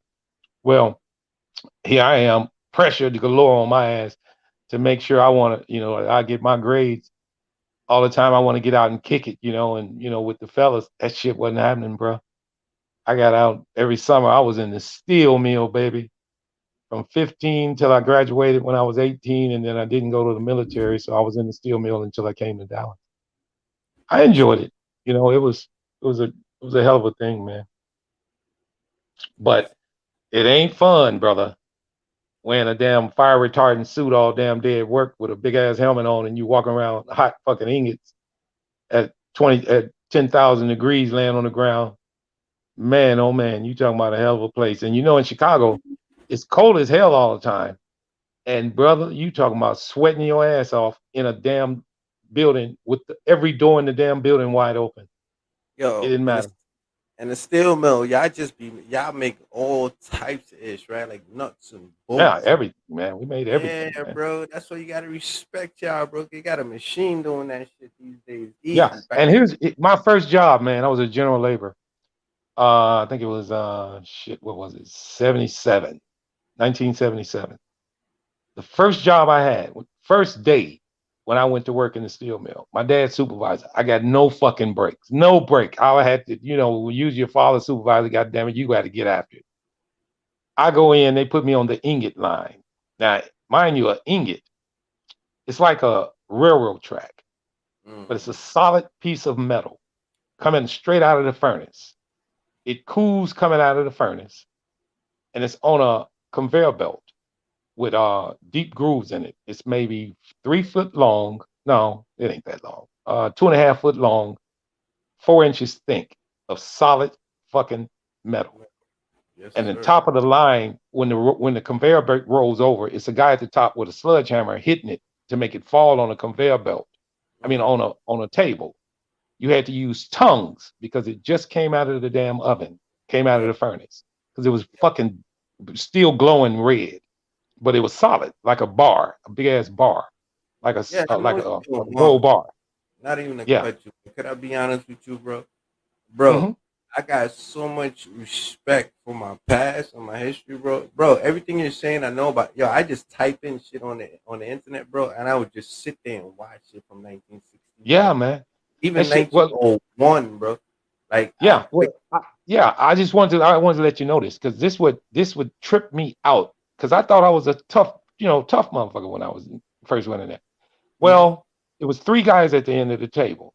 I was the third guy because I was the low man on the totem pole, but they was trying to show me what I needed to do. We had a stand at the bottom of the table that stood upright. You used tongues to grab these 45-pound ingots and throw them and stack them 7 across at the bottom and 7 the other way. You did that all day long. All day long with tongues. As a human. Yes, and you couldn't touch them with your fucking hand, even though you had on fire retardant gloves. You could that should have burned straight through Do the that skin. too.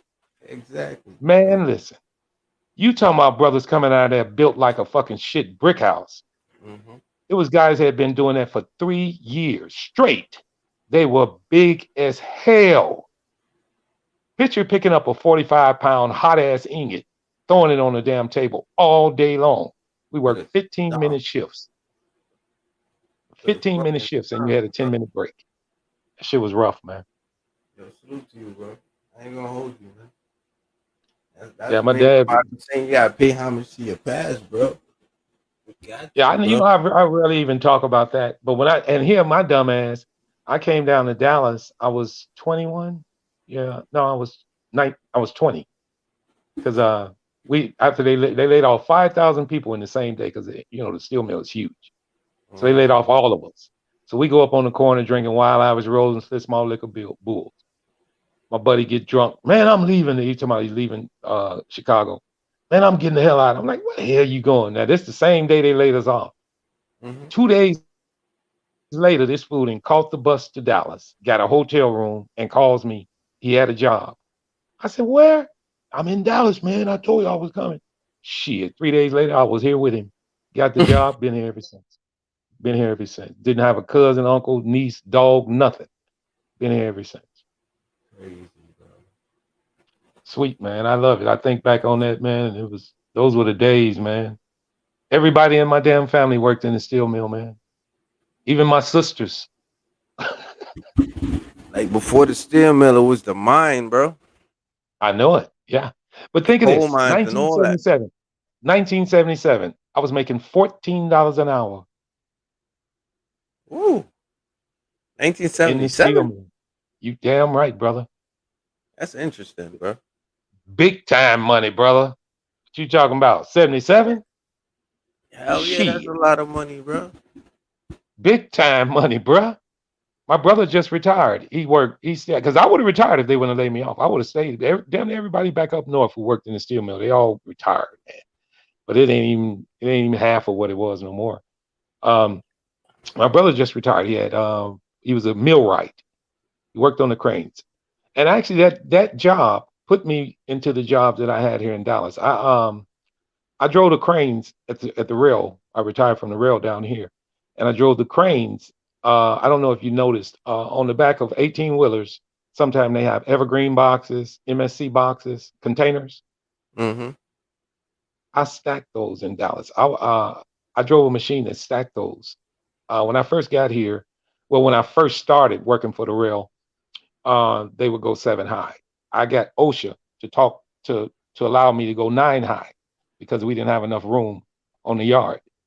And everybody was like, Marvin, are you fucking crazy? That's too high. I'm like, dude, listen, these boxes are heavy as hell. If I stack them correctly, ain't nothing knocking them over. You talking about the metal OSHA, boxes, the containers, the huge metal MSC, ones? yeah, the 53 footers and the 45 footers, yes. Okay, I know what you're talking about. Yeah. Now, I just want to I make don't know sure. if you, Go yeah. ahead. What I did, I drove it was called a heister. Mm-hmm. They bought a heister for me, man. It had 1 mile on it, 680 grand. That's how much this bitch costs. And what I would do is I build in my area because it had to be huge. When the 18 wheelers come in, they would come across my face, and I would direct them on down to my left, and then I would stop them in a certain spot. Then I would roll up on them with my heister. My heister had what they were called where it's a big ass rack. My boom was 2 stories high. I had to go up nine stairs to get in my vehicle and to get in my heister. Yo, Marvin is Uh, not playing. huh? What? Nah, I said you're not playing. So you could whip a boom lift? Oh yeah, I drive all heavy cranes. Oh, you Yes, the man, bro. that's what You I the man. retired in. Yeah, but just back to this. Well, man, you talking about loving this job? I love this something, bitch. I loved it so much. I trained about maybe 250 people here in Dallas because a lot of people were afraid of it because I gave classes on it on how them damn things would flip if you didn't do it correctly. See, when you pick up these containers, if you got it up high and you jam your brakes, Mm-hmm. your ass got problems. It'll take you. That shit. It's gonna That shit. flip. It's gonna flip over. It's gonna take you. Yeah, I know what you're talking about. Now that might not sound like nothing, but that is fucking scary as hell, brother. When you got a 45 footer or 53 footer, what I say, 45 feet in the air, Yeah, that's a and that problem. boom start coming forward, and your Mm-hmm. back end come up, when you got to Man, you wait on the when you got to wait on the back of your damn truck that weighs probably 20,000 pounds, when that comes off the ground, yeah, you that's know you scary. got problems. Oh yeah. You got problems. You got some problems. Mind One, two, you, probably like 3 stories up just to get in the thing. yeah, yes, It's crazy. I'm man. sorry. Listen, my wife down here in Dallas, bless her heart, she passed away. But first time she came out to that job, and I drove up in my heister, she jumped out of that car and she said, "You are quitting this fucking job." I was like, "What is you talking about?" She said, "What is that fucking monster you driving?" Man, this damn thing was so fucking big. The boom across was 23 feet across. My boom in the air was 33 feet, which gave me the ability to go 10 high on containers. Salute to Picture you. 10 containers stacked on top of each other, and you putting that last one up there. You got to look straight up to get it up there properly. You put it The up there machine I one eye. had, Yeah, I close yeah, one eye for that, bro. yeah. Well, you Yeah. have to get your equilibrium. And plus, what's so crazy about that is if you never did it, this is one thing that you have to get used to because I have to train people this. When you go into your last level, because you're looking so constantly straight up, Mm-hmm. the clouds are moving, and it will throw you for a Lord. fucking loop. Yes. Yeah. Yes, sir. It's like you in a maze or something, or your truck is moving. Yeah. And man, if you don't have your equilibrium, if you don't have your shit together, Yeah. and you're not looking at that stack, and you release those damn pins, Yo, you sky gazing. That should have put you to sleep. Yo, man, yes, funny, it put you bro. in, it puts you in the daze, In man. trance. Yeah, bro. It really would. Yes, in the Yo. trance. Yeah. And Fuck. not only that, one of the things I had to really show to the truck drivers, the 18-wheeler truck drivers, when they pull in with a chassis, with an empty chassis, and they want me to load them. All right, I know you, most people hadn't seen this, but on an empty chassis, there are 4 corners. We know that. We all know that. But on each corner, there's a pin that these boxes, these containers sit down on. And the pin has to be straight across for the box to sit correctly down on top. Right. Once I sit it on top, the driver gets out, turns the pin, put a strap on it, and lock them in place so they can go down the road. But where the drivers would come in was where my stacks were. So, for instance, if a driver comes in with an empty chassis, he would stop right in front of the stack that I was going to give him, the box I was going to give him. Well, I always told the drivers, no, do not come in close to my stacks until I get your container down. Reason being is this. I gave training classes on this. If you bring your truck in and you waiting in place for me to pull your container down, who's to say that I'm not a good driver and I drag the second container down and it smashes your fucking truck and kill you? Facts. So what I would always have the guys do was you wait outside of my area. I get your container down, you pull in, I walk up to your trailer and put it on. Instead of them waiting there and having a chance for me to drag it, because I never did it. I've never pulled another container down, but it's been plenty guys who have. Because if you don't pick that container up on top high enough, it'll drag the one below it down. And if it flips off that stack, that truck is sitting there, and it's gonna kill the driver. Good point. Many drivers have been killed like that. So it was a lot of things that went on with that, man. But that was one of the funnest jobs I ever had. And then I worked for Quaker Oats. I was your Wolf Brand chili man for 12 years, brother. 380 cans a minute. How about that? Get out of here. Yeah, I was a sauce cook. I ran Wolf Brand chili. Well, I think I retired from them too for 12 years at Quaker Oats. And that's when Ted, that's when I first got here. I was 23. And boy, I was crazy as hell. Every day, Ted. Every day. This one I used to drink. Every day. I went to work. I went to work with a 15-pack of Bulls and a fifth of Rose in my trunk, and I drank it at work every day.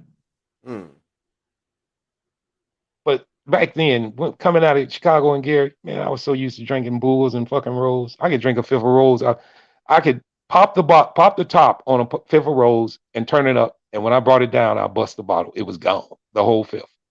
Yeah, you funny as shit. And I would drink a whole 15-pack of Bulls with no cooler. Never had a cooler. Kept them in a box. I didn't need no damn cooler. They catch you where you wanted to be. Yo, you funny, man. That was back in the days, man. Yeah, that's OG status right there, man. It was back in the day. That's when the world was kind of free, you know what I'm saying? Man, listen, that's when Dallas down here was, oh man, it was kicking, dude. They had parks down here where you could drink and you could just go in there and park and just get up on a bench and just drink all fucking night. They don't do that shit no more, brother. Nah, the world was free then, man. Dallas was booming then, man. That's the reason we came down here. It was in 85. Man, shit, bro. It was booming like crazy down here in Dallas. And I was loving every minute of it, bro, because they was enjoying people from out of town. And Right. I was real smart. I had my book sense and everything. So I was a supervisor at Quaker when I ran the chili. But oh man, I want to tell you this and then we can go back to basketball. But my last supervisor position at Quaker was sanitation. You know what that is at Quaker Oats? Nah. I mean, I know what It ain't sanitation taking out. is, It ain't but no yeah, damn that's taking no figured. trash. It ain't no taking no trash out. Sanitation at Quaker Oats was dealing with the USDA every morning because we dealt with Okay, it's like live with sanitizing hamburger place. meat. Yes, with hamburger meat. We had Yeah, I know what you're talking about. we Yo, had bro. high pressure water hoses, high pressure hot water hoses. Yo, bro, I know exactly what you're talking about, man. I worked in a place like that, but I'm a Wow. technician, so And I haven't I done know that it. type of work. But because I'm a technician, bro, I tend to be above all type of work. So I be in the ceiling and Yes. those So types you of work. might And have to that's come in and work on the machinery or either the right, computers. Yeah. exactly. So with that Well, being said, I had seen yes. these dudes early in the morning. Once they cut they meat, yo, bro, anything you touch, anything I touched, the minute I walked away, somebody came behind me and cleaned it, bro. That's Like it right. was just Sanitize it. they Yes. don't play, Everything was bro. stainless steel. Everything in the plant, stainless steel. Everything, stainless steel. You couldn't have a speck of meat Mm-mm. nowhere when the USDA came in the next morning. Was we was shut down for the whole day. Yo, the We ran. vents can't even have a speck of dirt on it, bro. Your air No, vents. no. You couldn't have nothing, brother. Your And boy, air. you talking about training people to work there? Cause see, in sanitation, everybody think because we were in the complete wet gear with gargles and all, and the hot water hoses, that was it. No, we use X75 acid to Hmm. foam with. We foam our equipment with it. We use That's diafoam, and then we would come behind it with X75 acid to strip that fucking metal completely down of any bacteria. But that was a hell of a job. nah, that's facts. I know what you're talking about. And Yeah, shit, man. there's dudes that couldn't even leave until I left, and after I left, they had to literally re-clean the Clean hotel, bro. again. Yeah. Yeah, it's not a joke. Just you being there, It's we had to clean behind you. yes, sir. Yes, sir. Yeah, And it's no because joke. you might just leave a little piece of wire or something. Well, that was unacceptable. You couldn't have that. Mm-mm. No, I sir. had 3 of my partners get their fingers cut off in that plant Damn. because they didn't do proper procedures.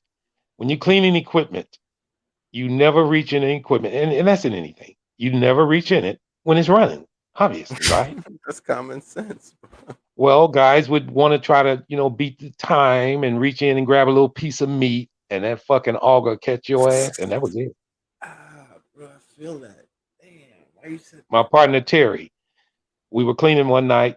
He was cleaning the cooker mixers, which which which what they had augers in the inside of them, and what they would do would turn the hamburger meat and the beans and whatnot. But at the end of the day, when we would clean them, they were empty. So you had the X75 and diafoam in there just boiling, and you running your blades around to keep them moving. Well, he decides he wants to reach in and grab a piece of meat, and it caught him and smashed his middle finger and pulled it off the vein and all the way out his arm. Yo, bro, you know what's so Ran up to me, to him, Marvin, my fucking finger gone. Pointed it right in my face. I'm like, man. So I got him downstairs, got him to the hospital. Now I gotta go back upstairs and find his finger. And I did, and saved his finger. And you know what's so weird about those type of injuries, bro? The only reason why he can talk to you is because that pain, for some reason, Yeah. pain like that takes a while to kick in. Yeah, Like, well, when you get a clean cut like that, you don't feel it till maybe 30 minutes later. Yeah, bro. Yeah. I mean, those movies and if you watch live footage of World War II, when you see a guy get his arm blown off or his leg blown off, and hey, Sarge, that was real. He really didn't feel it yet. Nah, he's just amazed. He's screaming at what the hell happened, but the Yeah, pain ain't kick in yet, bro. No, because usually you go in shock, and then the Exactly. loss of blood, you usually pass out because of loss of Yo, blood. it's not funny, bro. But I mean, yo, I just know, bro. Like that pain, like Oh man, certain that shit is cuts, crazy, man. man. It takes like 5 to 10, 15 minutes before that pain really kicks in. Like Yeah, just shocked as hell, so your body can't really feel it yet. But you're screaming though. But you man, ain't feeling not I a could tell damn you some thing. tall. I could tell you some tall tales about the because of the jobs I had. I don't know why. I guess it all stemmed from my dad teaching me in the steel mill. So I wanted big boy jobs. I wanted to drive the big heavy machinery. I always wanted to do that. So when I was at the rail, I seen a couple of guys get killed out there, and the way they got killed was just horrendous.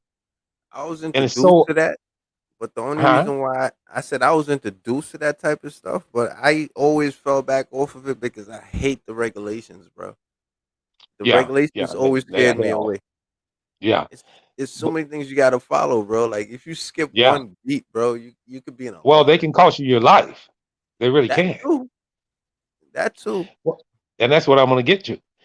Here's one that probably most people don't even realize. Did you know changing a 18-wheeler truck tire is one of the dangerous jobs in the world? I believe driving a truck, period, is one of the dangerous things you No, could no, do in no. this world. It's more That dangerous changing the tire than it is driving it. You know why? talk Each to 18-wheeler tire has a ring on it. It's a metal ring on the outside of the tire to keep that tire in place in case you get a blowout, have a blowout. me. Hmm. Well, when the guys are changing that tire, when they finally finish changing the tire, they put the ring back on and they airing it up, right? Right. Well, mind you, that's a bunch of fucking air pressure going in that tire.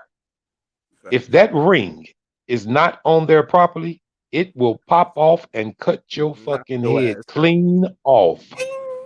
Yeah, I believe you, bro. I deal with machinery too. I just don't. I just stay away from the large ones. The physical part of it. Yeah, I just stay Yeah, away from them. yeah. Now, mind you, because I was in I went through the classes of the technical part about it all too. I just like to be hands on. Always, all because like I said, it's still milk. It just put me hands on. I didn't care because Yeah. I ended up in a higher position on the job, so I never really worked that hard. But I Hmm. was capable of doing it all because I went through the grind. I knew how to do it all. So when I did my training classes, I never was the one who say, "Okay, do this, do that." No, I would do it, and then I would say, "Okay, now you try it," because that's the way I always like to train. It's kind of like when I learned how to play chess. I learned how to play chess when I was like 12. This lady taught me, and by the time 3 months passed, I was beating her ass, brother. She told me, Mm. "How in the hell you learn that?" I was like, "Look, first of all, I'm a Leo. I'm gonna listen. I'm gonna learn, and I like it. If I like something, I'm gonna try to be the best at it." I Makes was sense. playing on the clock, man, when I was 15 in the park, chess. I don't play that much because they don't play that much chess down here in Dallas. I play online a lot, but before then, but that blew my mind when I first got to Dallas because nobody here hardly ever played chess. All they played was dominoes. Well, I had never played no fucking dominoes because from where I was from, we didn't play dominoes. We stood them up and knocked them down. We didn't play dominoes. Yeah. So here in Dallas, man, that's all they do is play dominoes. Now, shit, I had to retire from dominoes. I was losing too many friends. Mm. I don't play that much. I play online, but You slapping yeah, that table man. too hard, man. Taking all their money. You play bones? Yeah, a little something. I wish I played chess though. That's what I'm jealous of that, man. I'm gonna be honest with Oh, you. That's man. one thing I mean, I could still learn it. It's never too late to learn anything. But Well, I'll tell you this, because I've taught maybe 4 or 5 people how to play. And I really did enjoy trying to teach people my age how to play because you got to have the patience in it. I learned young, and most people that play pretty well, they usually learn when they're young. Now, yeah, I mean, I'm not saying that nobody of elder age could learn. I mean, could not learn it and be good at it. But it's so many moves in chess. If you start late in your age, you're gonna be mhm, way behind when you get up against people who can play. right. Nah, I I remember agree when I with first, yeah, I remember when I first got here because see, I ain't never been in no penitentiary, nothing like that. But my buddy knew I could play. So he used to always bring these guys out of the penitentiary. Ma, this nigga was in the penitentiary 10 years. He say he gonna beat your ass. I said, look, I ain't never heard or read in no book that you gotta go to no penitentiary to learn how to play no fucking chess. Bring him on. I light their ass up. you. Oh, stupid. Anytime somebody come up tell me they gonna beat me in 3 moves, I knew they were gonna lose. You come up and tell me you gonna beat me in fools mate, it doesn't mean you just learned how to fucking play. I learned how to get out of fools mate when I was fucking 15 years old. I'm damn near 65 now. Please, come on now. Yeah, chess is one of them games, bro. That would like I ain't gonna lie to you, bro. I don't know how to play the game, but you see, I'm not stupid. I'll be honest No, with you. I think you can learn it. I got a lot of common sense, but one thing I do know is certain games that you play, and that's one of them. That if you know how to play, you actually see the world differently. Oh man, you know what? Chess taught me how to play dominoes. Chess taught me how to play spades better. Thinking ahead. It's called thinking Yeah, moves ahead. yeah, bro. It taught me a Yeah, lot in life. You know, one thing about chess too, you can learn how well a person can play before he makes it on his first move. You really can. Because I really judge a person's first move on how deep they play chess. Meaning this. You do know the pieces, pawns, rooks, bishops, and all of that, yeah, right?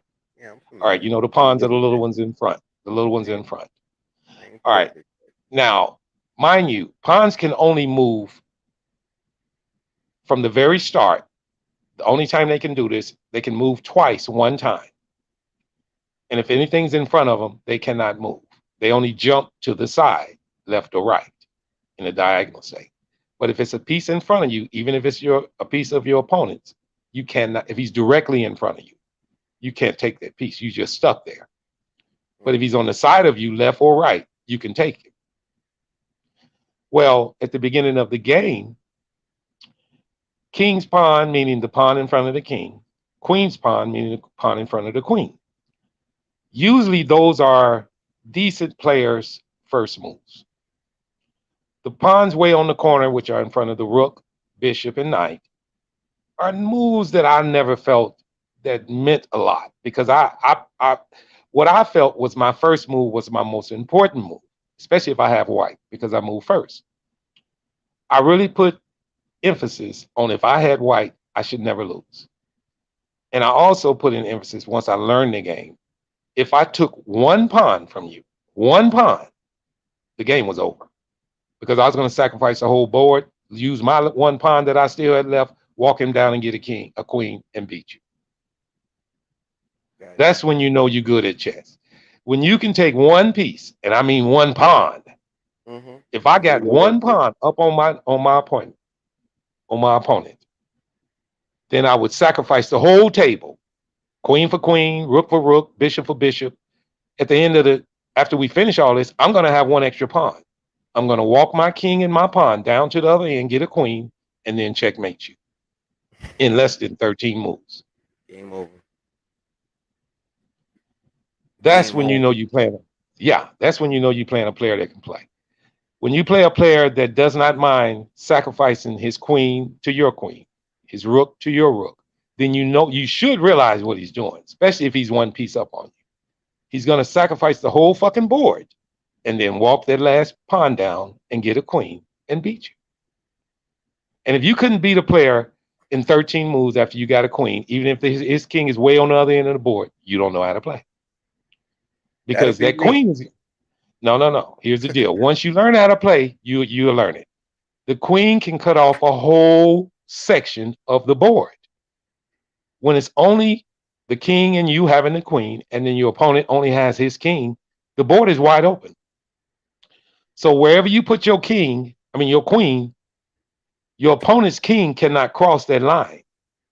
So you put your queen in a spot, try to trap him in a corner, and you make sure you keep walking that king back by using your king on the side of your queen.